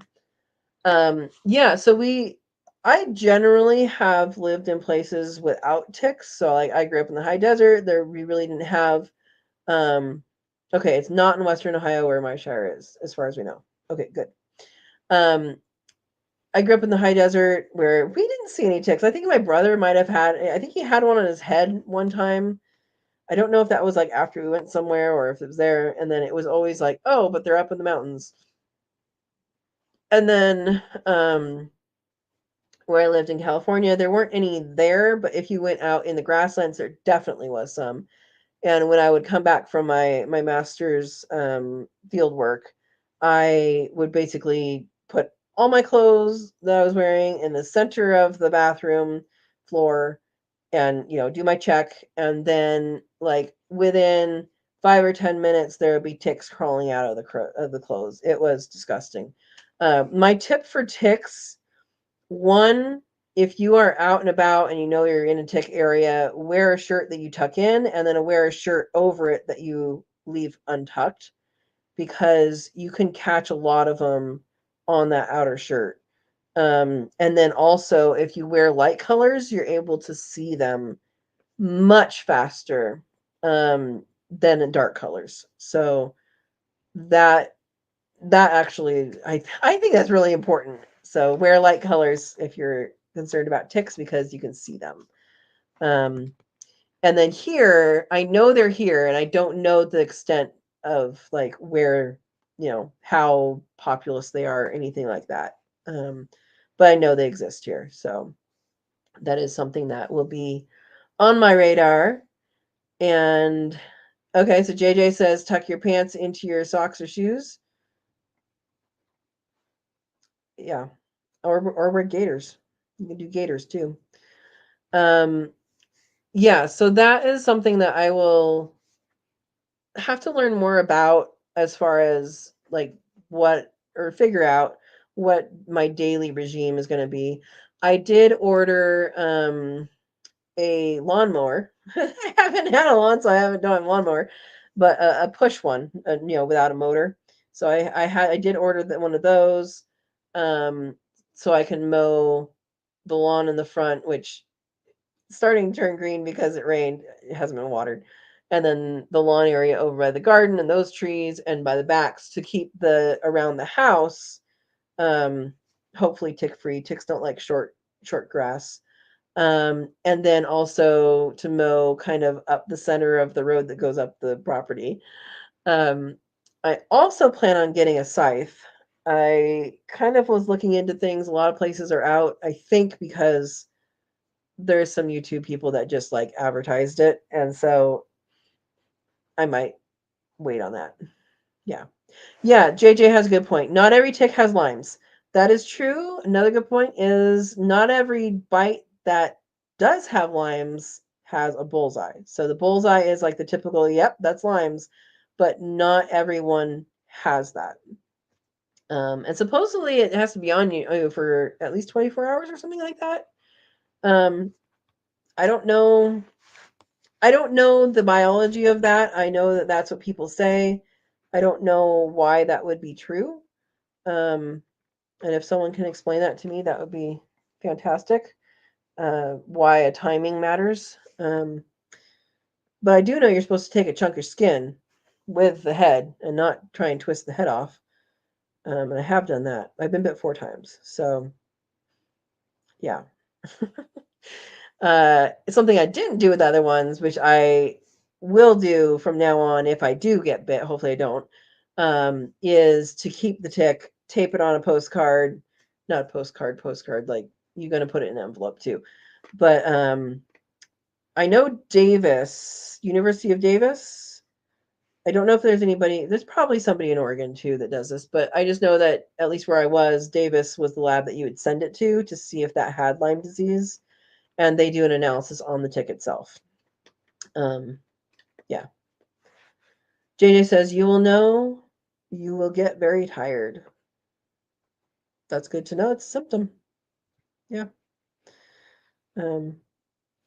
Yeah, so that's something that I'm familiar enough with. I can deal with here, but I don't know what the extent of the reality of that is here. I don't know if it's a lot or a little. But yeah, I did get my or I did order that lawnmower, and I'm going to get a scythe. I think that's going to be the best for the pasture area because it's on a hillside, and I could get in there like with a mower or whatever and do stuff, but I think a scythe is more reasonable because I might as well walk it, and walking it, you could do part every day or whatever. It's good exercise. It's not a huge area. I mean, I think on Google Earth, again, that measures it flat, and says there is some hill. I think it's like 6 acres between the pasture and the hay field, and that doesn't take that long to walk. I know with a scythe it would take longer than just walking, but I still don't think it would take that long. You don't do it all in one day. And again, I in the past have walked for a living and basically done surveys for a living, so I do know how to walk over uneven ground and stuff like that. But yeah. Steve says, in that case, I've had limes for years. Let's hope not. Oh, JJ's laughing. Yeah, many people don't know. Yeah, that's true. Buster says, gotta go. Congratulations on your new place. Thank you, Buster. And thanks for coming. Good night. And JJ, I agree. I love hiking. Yeah, I love hiking too. Yeah, it's funny. I've gone up to the area that I showed you guys in the premiere, since I've been here, like actually lived here, but I have not gone all the way up the hill since I've lived here. So I keep saying, oh yeah, I should do that. And then I'm like, get busy with other things or sit on the front porch and watch the sun go down. So yeah, I'm gonna have to do that one of these days. Not this week, but yeah, it's fun. Oh, PJ says, why can't you use a chainsaw right now? Number one, I don't have a chainsaw yet. But it may have been lifted. It may have been lifted. There is a rule here that happens where you can't use a chainsaw after a certain time. Now, where I grew up, that time was always 1 o'clock. So you couldn't use a chainsaw after 1 o'clock because on certain days because it was hot and the wind picks up in the afternoon. So like, okay, you can make a spark and then fire. Here, apparently that time is 10 in the morning. And most recently, and I have not looked it up, you know, within the past few days, but most recently they said no chainsaw allowed. And that is because of the severe fire danger. So, I would have to hand saw things, and that's fine. I also need to get a Pulaski. I saw one in the hardware store in Canyonville a while ago, that you can get the head and the handle and put them together, and I just haven't done it. I probably should. Pulaski was my favorite tool to use when I was on a trail crew with the Forest Service, Youth Conservation Corps, YCC. And Pulaski is basically an axe on one end and a hoe on the other. And it's basically what the firefighters use to fight fire. And it allows you some different uses of the tool. Like you can dig a trench. You can turn it around, use the hoe part, and dig a trench with it, and it's the same tool. But what I really like in addition to that is the weight of it. It's weighted really, really well. So like an axe, there's all the weight is on the actual handle and forward. So like it really has a weight difference. And then on a Pulaski, the weight is more even where it's on the handle part, but then part of it goes this way and part of it goes this way. And it's really weighted nicely for chopping. so yeah. Can't use a chainsaw right now. We may right now, I just haven't checked. But I know you can't at some point, a few days ago at least, you could not use it at all. And then I think like a week before that, you could only use it until 10 in the morning. Yeah. And that's for fire safety. Amy says, I love in Ohio, and Lyme disease is endemic in about 24 states. Ohio is one of them. Oh, you live in Ohio, probably, right? Yes, I live in Ohio. You can live in Ohio too. Oh, yeah. Yeah, and there's other diseases too. I think I don't. There's a lot more in the East than there is here in the Eastern United States than there is here. Like there's that one. Is it Lone Star? That's probably Texas, right? That's Lone Star tick that has something. But there's what's that one that people can't eat red meat? There's some other disease that they can carry. There's several. Yeah. Amy, I'm assuming that's a country song because I do not recognize it. I want to check you for ticks. Oh, I'm not a country music fan. Any other type of music I'm good with. It's the twang that gets me. JJ says, just use bug spray on clothes before getting dressed if you are worried about ticks. Yeah, when I was with the Forest Service on the trail crew, they gave us DEET, and I kind of don't want to use DEET.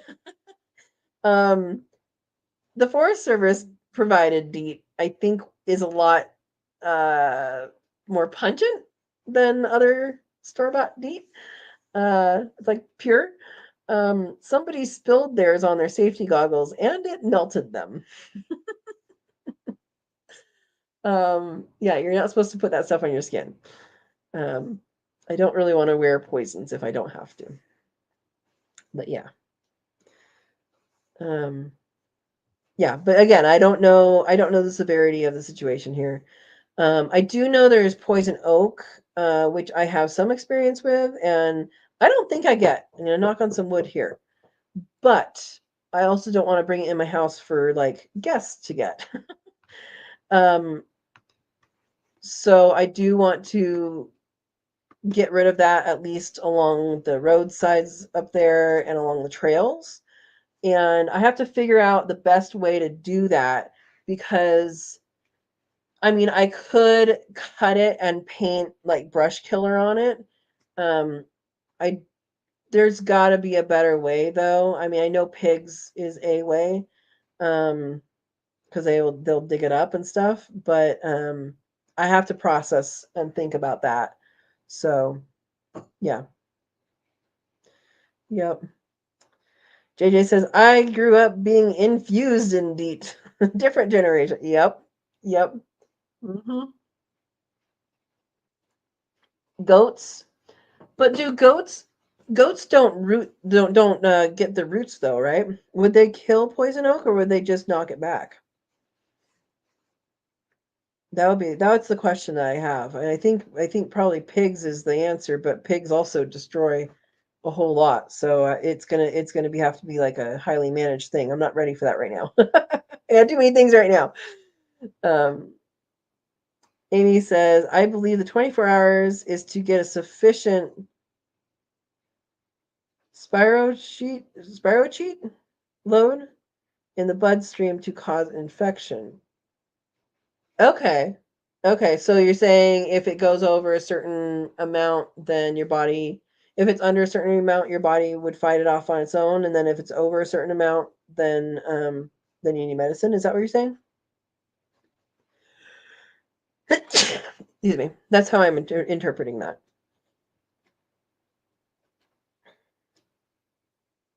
And JJ says makes sense because body immunity will kill it. Okay. Okay. I haven't even been down to see if the elderberry has berries. It didn't when it had flowers when I was here before, so I wonder if I missed it. I think there's two elderberries. There's one down here, and I think there's one in the pasture over that way. But yeah. Okay, so JJ says once the body is overwhelmed, then Lyme takes over. Got it.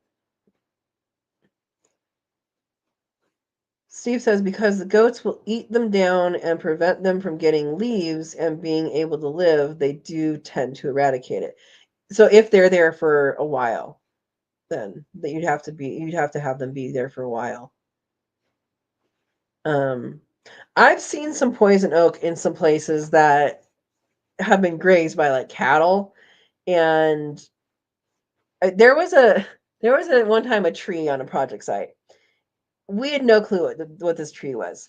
We finally had to ask one of our associate arborists, what the heck is this tree?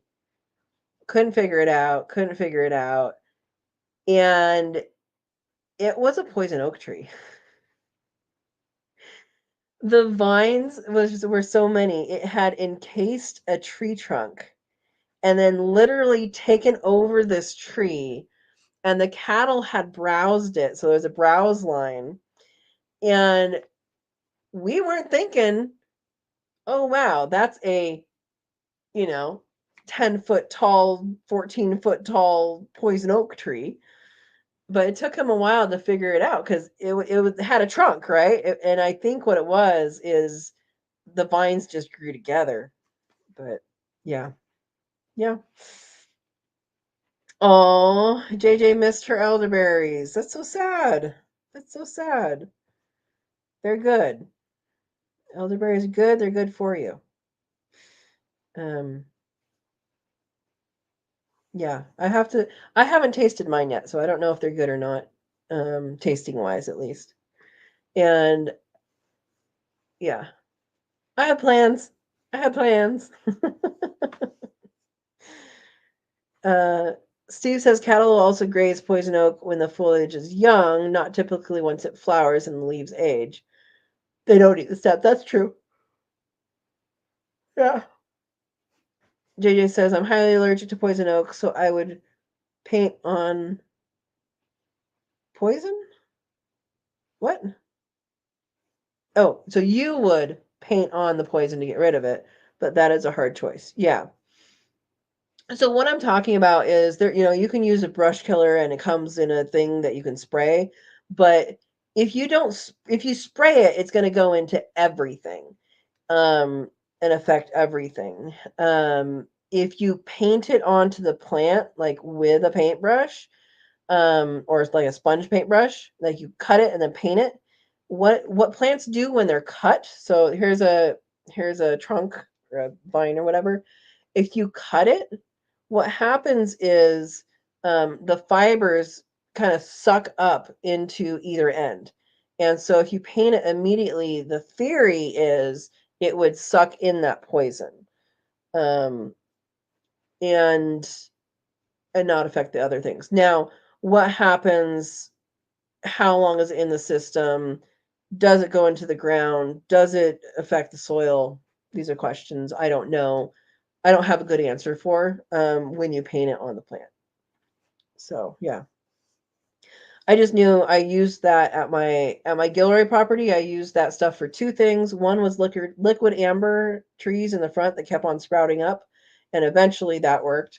And then number two was English ivy. Is it English ivy is terrible, and it does work for English ivy. But I was lucky that these people had a trunk this big and had it trellised, and it wasn't just sprawling all over the ground. It did work. Yeah. Amy says, I had one floret of elderflowers, and the moment they started into berries, they were eaten. Not by me. I have killed more elderberry starts. The supposed indestructible plant. Oh, that's so sad.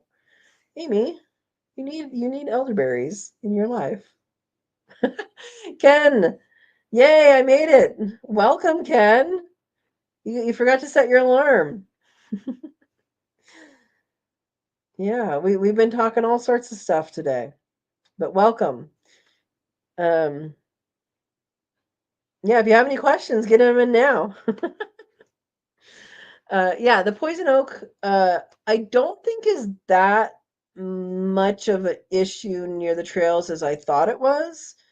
Um, Now we'll see here coming up because things are starting to turn red. So that is a plant that does have fall colors and it starts to turn red. And so that's going to be where it's more identifiable further into the forest. So that I'll figure out kind of as time goes by. But I just want it away from the walking pathways, and then um, I went exploring the other day down a game trail, which quite opened up quite a bit. It was very surprising, very cool. But yeah, that's something that I need to do um, for the future. Yeah. Amy says, JJ, we are living the same life. I was manually pulling poison ivy yesterday. Man, I do think I found, and I'm going to put a video together eventually. I do think I found, I might have wild ginger. And I did look it up, and it does exist in Oregon. I know about it from the Midwest, but it looked like wild ginger, and I did not like scrape it and smell it or anything. But I was like, ooh, do I have this? And so that was a cool find. Um, there's native strawberries. I don't even know if they fruit though because they're kind of shaded. It'd be cool if they do because native strawberries are yummy. There's Oregon grapes, which are not like grapes. They're very tart and somewhat astringent. Yeah, yeah. All right. Ken says, are those seeds in strawberries? Are they really seeds that sprout? Yes, they are. Yes, they are. So, fun thing about the strawberry, and I would show you, except for I ate all of them today. The strawberry is an auxiliary fruit. It's not a fruit. The part we think of as a strawberry is not a fruit. It is called an auxiliary fruit. A fruit comes from a seed. That's why it's not a fruit. What we call the seeds are actually the fruits. And inside what we call the seeds is the seed. So the fruit of the strawberry is actually very tiny. And then inside that is a seed. And yes, you can sprout that. I've had one sprout on a strawberry before. That was pretty interesting. So, yes, they will.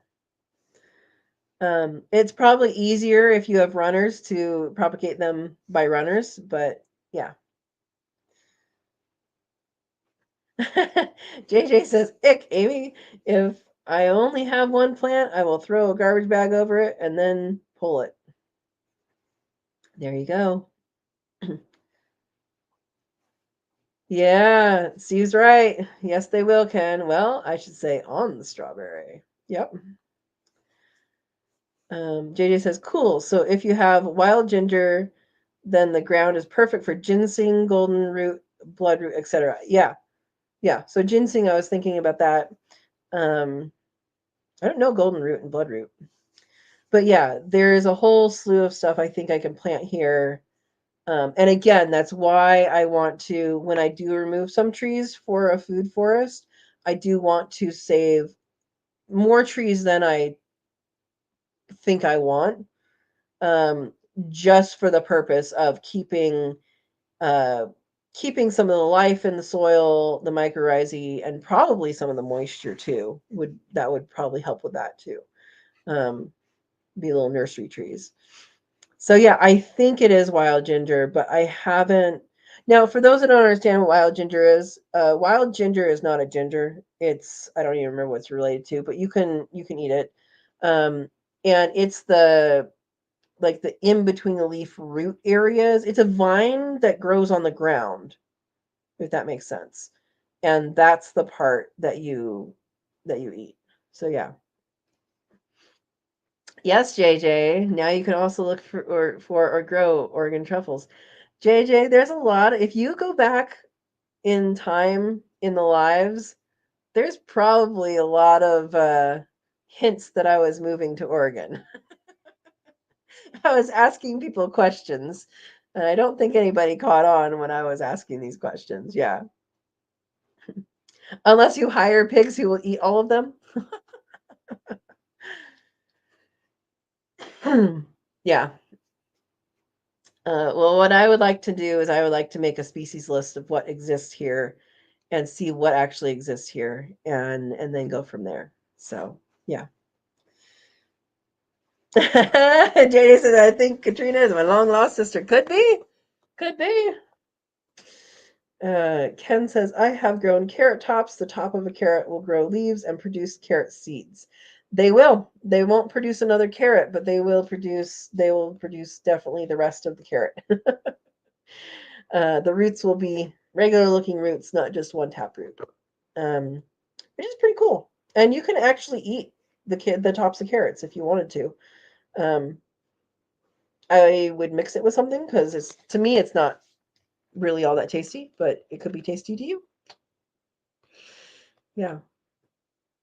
So yeah, there's a lot going on up on that hillside, and I have not explored it all. There's a lot of exploring to do.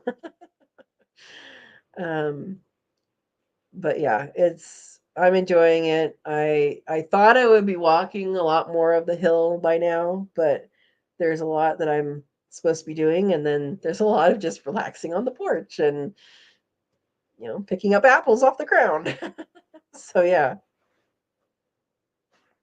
Yeah, Steve says definitely mix the top of the carrot. It does not taste good, but does have a carroty taste.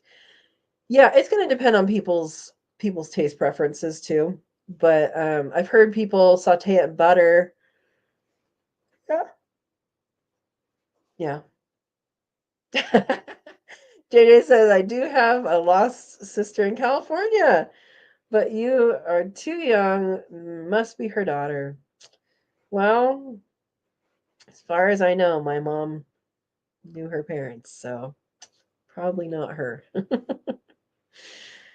Ken says, I had a beet plant grow leaves for 2.5 years. Absolutely, absolutely. Beets will grow and grow. Um, it's called a biannual, so that means it's supposed to grow the first year and the second year have seeds. It's not always the case. That's generally the case. And what happens is after it has seeds, it actually will continue to have, and that dies, it will continue to grow. Um, absolutely will. Yeah.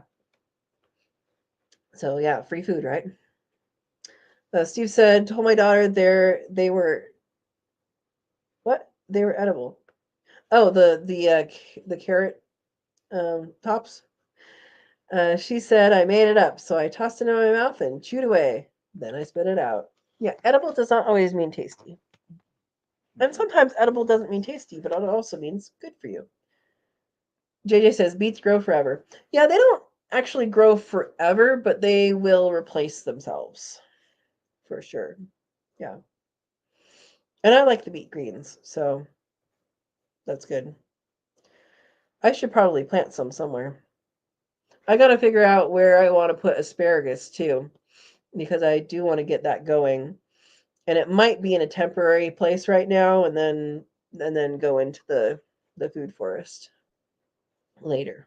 So yeah. Ken, you're so excited. I like the taste of beet leaves. Yeah, they're good. They're good. Yum. Yeah, especially if you have like if you put lemon juice with them, it pulls out some of the extra nutrients. Same thing with any green is that it does that. Um, and then I really like, and I haven't cooked with sesame oil in a long time, but sesame when you cook it with sesame oil, that's really tasty. I've been using avocado oil for everything. Um, it's good oil. Yeah. So anyway, yeah, there's a bunch of stuff going on, and plant the asparagus along the trail. The only problem I see with that is the trail I'm talking about is actually like you can drive up there, and I anticipate um, like weed whacking alongside that, and they need to be able to grow up when they fern, um, so they have enough, you know, mass to have stuff later. Ken says, I was growing alfalfa and I ate the leaves, seeds, and stems. Interesting. Interesting. It's high in protein for animals, I know that. I don't know what we process ourselves. Um, yeah. Yeah, I was thinking about doing asparagus kind of randomly in places too and then letting it seed itself. So that might be interesting. But then I also was thinking about doing it closer to the house because during asparagus season, you pick every day. Yeah, Steve, in Illinois, farmers would plant it along the ditch line between the ditch and the fence line. Okay, so here's my issue with that. Okay, one, I spent time in Iowa, and it wasn't that they planted it there in that location. It was that it came up and was guarded ruthlessly. Um, in my ditch is my gray water. The kitchen sink and I believe the laundry, I believe both of those go out to the ditch in the front. Um, so I think that would be fine to do, but then you're supposed to keep them clear. And yeah, anyway, it's a thought though, because it would get water. That would be true. Well, this part of the ditch has that. I don't know what the other part of the ditch has. And I don't know if it like continues down from the neighbor or what the neighbor puts down the drain, but yeah. Ken says alfalfa blue flowers taste good. Okay. C says we go for drive, spot it, and steal it. See, that's why these people had to protect it. It's because of people like you, Steve. Yeah. There's definitely stuff to talk about with asparagus in the Midwest. People will guard it very protectively. Oh, dear, don't eat that. Oh man, there's a deer right up by the front porch. Are you eating parsley or peppers? That's what's in the green stalks. I might have to move those into the garden. Poop. I saw a deer head pop up there. Well, we'll see. We'll see. Ken says this small section of alfalfa, 50 feet by 50 feet, just kept growing year after year, reseeding itself. Yeah, alfalfa stays around. Alfalfa stays around and gets reharvested. You can harvest alfalfa several times a year in most places. Yeah. How sweet feeding the deer. They have plenty of apples to eat. They can like they can raise themselves on apples. It's the first time I saw it come up to the green stalk planter. It must be getting comfortable with them being there and with me being here. But I might have to bring those into the garden. They're not even put together. I need to put them together. That's a far way to lug them, so we'll see. Maybe I should find a place in the chicken run for them. The thing is, I want to put them indoors during winter, and I was thinking about putting them in this spare room that's going to be the gym and craft room, but I haven't fully figured that out. I did bring with me some large windows and doors that I was going to make into a lean-to greenhouse, and I would have to probably add to that now that it wouldn't be a lean-to anymore, because I don't know what it would lean to. But I have to figure out where to do that. I might start out using it as a cold frame and then make it into a greenhouse later. But I got plans, guys. I keep telling you this. How many bedrooms? There are 3 bedrooms.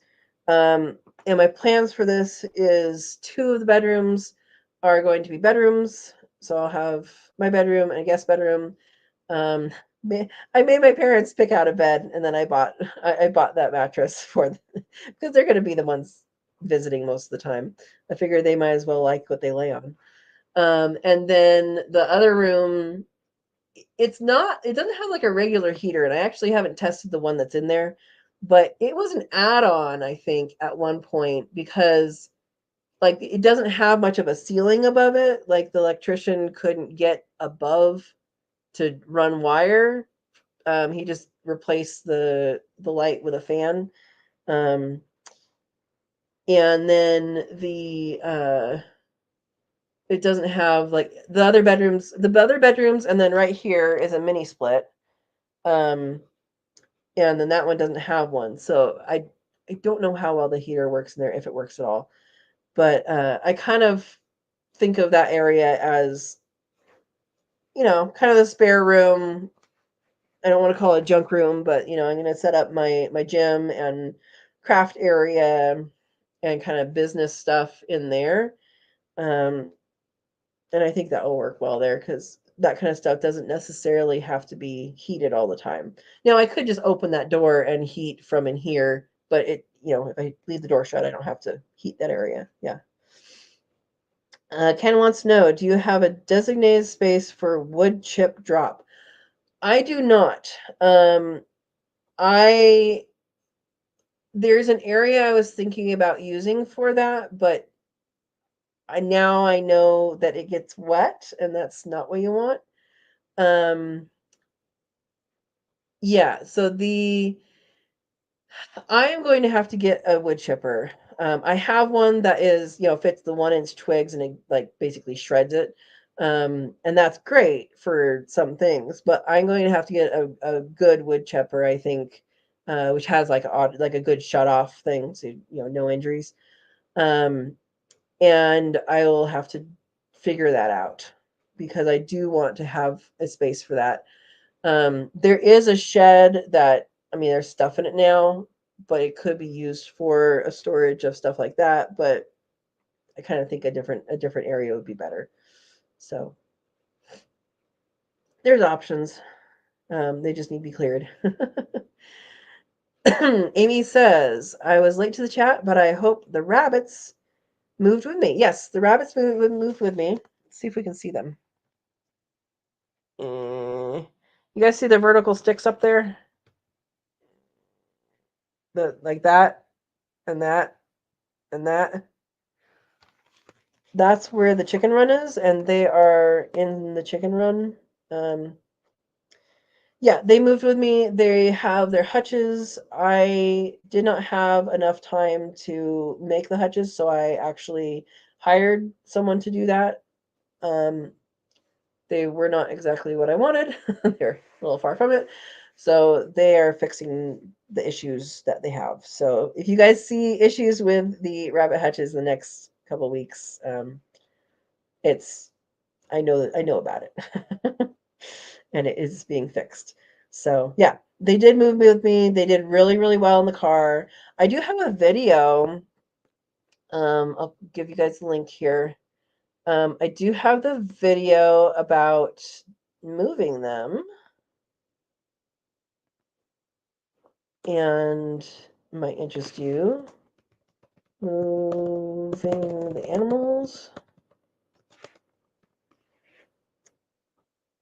And yeah, everybody did good. I did cucumbers for moisture, and I mean, the rabbits had hay. I didn't give them any extra food. They just had whatever hay was in there. And then the chickens got a bowl of food partway through, and everybody did great. So yeah. Um, Amy says, if I had a bed I didn't water and the beets are severely stunted, could I up the water and still get a harvest? You can get a leaf harvest for sure. If they're stunted already, they might not turn around for you. I think it depends on how far in they are. And Amy also says our area of Ohio has had very little rain this summer. I have to get used to what actually is normal here. One of the local guys here, he told me that the rain's the cool down. We had a massive cool down with a storm that went through, and then we had a bunch of rain. And he said that was not usual for August. Okay, okay, I know. Yeah. Oh, Steve says should have told me, Amy, we had too much. You should have, just truck it over there. Truck it over there. Yeah. Um, yeah, so I have to actually get used to kind of what normal is here. I do need to get a different rain jacket. I've said this for we've had this conversation before. I need a rain jacket that covers my butt. And if I have a bun that I can still put the hood on all the way. Um, so I don't know. I kind of researched that at one point and kind of gave up. There's not many options that actually have room in the hood that are like real rain jackets, not, plasticky ponchos. So I'll have to search that again because I'll probably want to get one before it gets too rainy. Yeah. But yeah, overall, doing good here. Have not unpacked very much, but also don't plan to until I have kind of all the colors figured out for the rooms and clean and paint.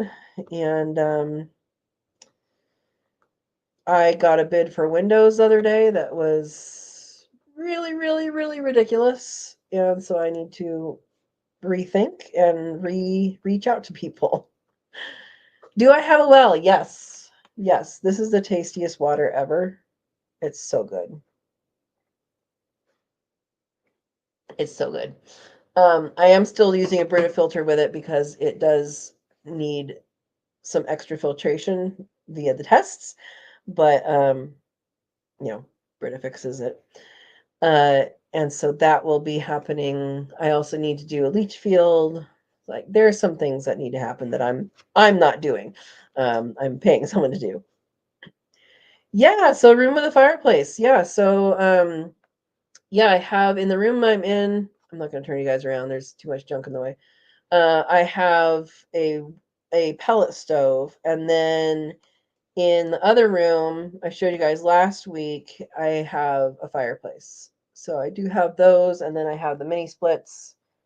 And there's a heater, there's a wall heater in the bathroom, and then there's a wall heater in the spare room. I don't know if the one in the spare room works, but I accidentally turned on the one in the bathroom, and that works.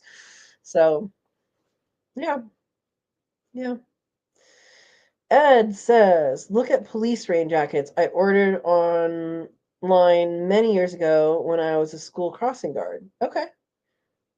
Okay.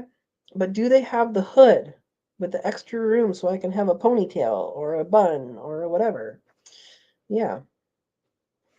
Yes. Yes, Steve. Ken missed the live with the fireplace in the background. Yep. And it looks like, at least for summer, that's probably not going to work because I get the sun in my face partway through. I mean, I need to, okay, the curtains are not up yet because the paint's not done. There's an order of operation here that needs to happen. Uh, yeah.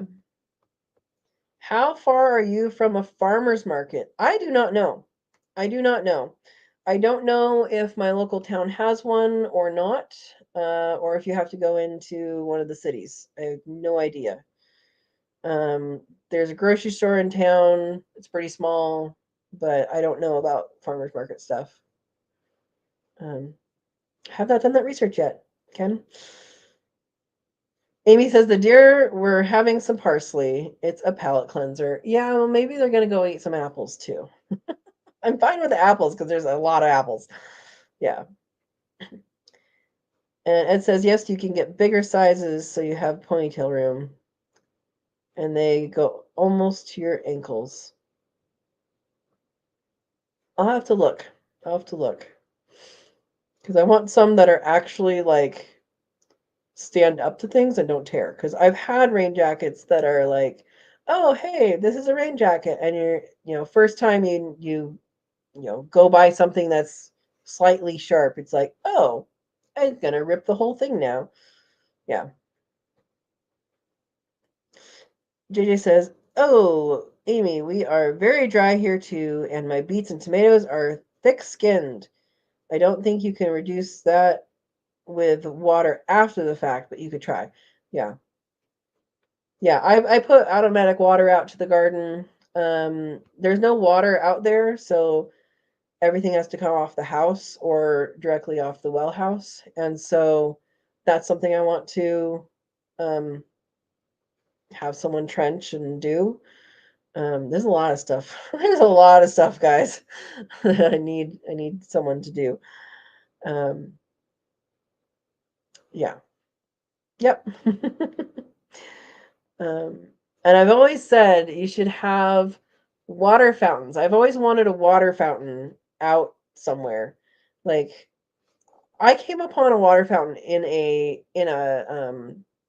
pasture once that I don't know if you want to call it pasture. It was more like rangeland, but they had built in a water faucet, like a when you push the button and things come up. Actually, I think you turn it, and spits out water that you drink. Um, and I was like, that is a fantastic idea, because then you wouldn't have to pack water out. You wouldn't have to be like, oh, I'm gonna do this. You'd be like, oh, I'm gonna just take a drink. And I just think that's a great idea. Why wouldn't you have water fountains? Why wouldn't you have a water fountain in your house if you had a bunch of kids? Right? I mean, I think that's a great idea. Less dishes, right? Um, anyway, there you go. You gonna do rainwater catchment? I would like to. Um, I have plans to do that off the roofs of the hutches for the rabbits once they're in the right spot and once they're done. And hopefully that will then fill up and be water for the chickens and for the rabbits. That's what I am envisioning. But they're going to have a backup plan as well, or maybe just something to fill that. But I have not engineered that yet. And rainwater catchment off the house would be lovely. I have not figured out that, and I do not know a location where the catchment would go that would work. So I've figured that out. What I would really, really like to do is, and again, I believe this probably needs permits and, time and money. I would like to make like a pond up on the hillside because there's water that comes off the hill. So that holds water. And then when it overflows, it would fill up a couple of a couple water tanks, which would be down by either this house or the other house, and then it would be there for fire. And then probably like once a year or so, you would want to empty it out no matter what, just to keep water fresh. And so I could irrigate with something, briefly, and then do that. So I would like to do that again. Likely involves lots of permits and all of that I would have to do that. So yeah. And JJ says you need to explore for underground springs. I know where water flows here. The previous owner showed me that. I know where culverts are. And then the well actually is there. I know where that is. And then there is a water rights that I have up on the hill and water rights that I have just off the property from the creek. So I do have access to water for sure. Yeah. And it's just under 70 acres. And Ed says these were thick jackets also. Look for watermen and commercial fisherman gear. That makes sense. That makes sense. Hopefully not bright yellow though. Maybe I do need bright yellow. I don't know. Yeah. Ken says, thanks for sharing Monday night chatty do's. You're welcome. You're welcome. Yeah. Rainwater catchment is something I want to do. It's not something that's going to happen right away.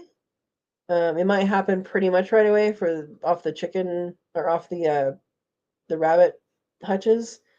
But yeah. Yeah. So yeah, part of what I wanted in a property is water, and I was very happy to see that not only did it rain more, but it had, all these things. So, um, having a well is significant. And then having extra water rights is also very significant. And again, I don't know, you can pull out a certain amount. I mean, it's a limited amount, right? But it is, and it's for certain things. So before I do anything up there, I need to get in contact with those people and make sure I'm doing things correctly. Because I don't want people to come down on me and be like, you need to do something else. Yeah. So yeah. Anyway, I am thinking it's time to go and soon and eat some dinner. Maybe turn off the chicken's light. They have a light in there. Yeah. Ed says they generally come in orange, high-vis yellow, high-vis green, or dark green. Yeah. I think probably the dark color with the stripes will be fine. But I don't know. Because I would imagine this would be something that I would like, wear not just here, but into town or whatever. Yeah.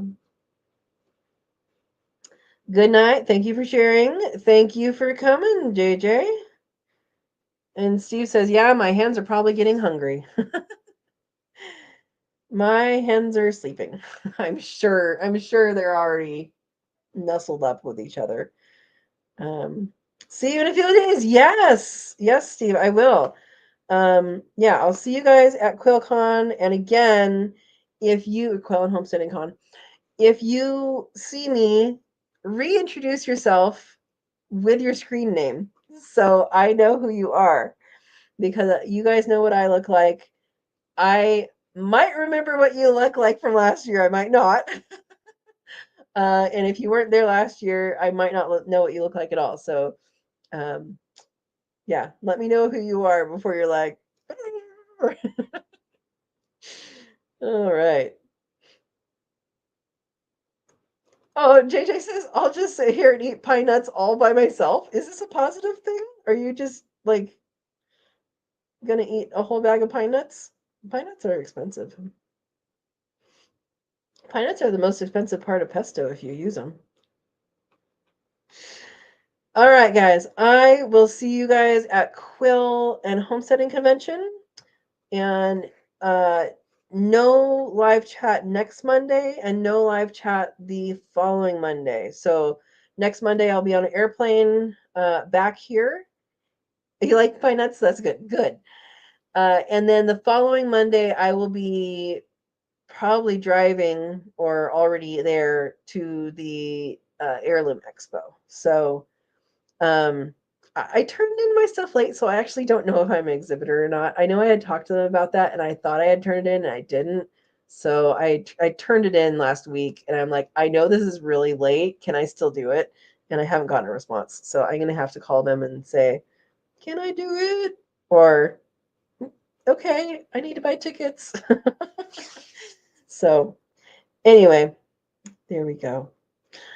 I'm going no matter what, but it just depends, if I'm exhibitor or not. So, all right. Pine nuts are healthy in moderation. Absolutely. I'll share them with the dog. All right, guys. I am calling it a night. Look how dark it is out there. And I will talk to you guys later. I'll talk to you at Quill and Homesteading Con or in a couple weeks. So thank you for watching, and I will see you soon. Good night. Good night for real. Good night.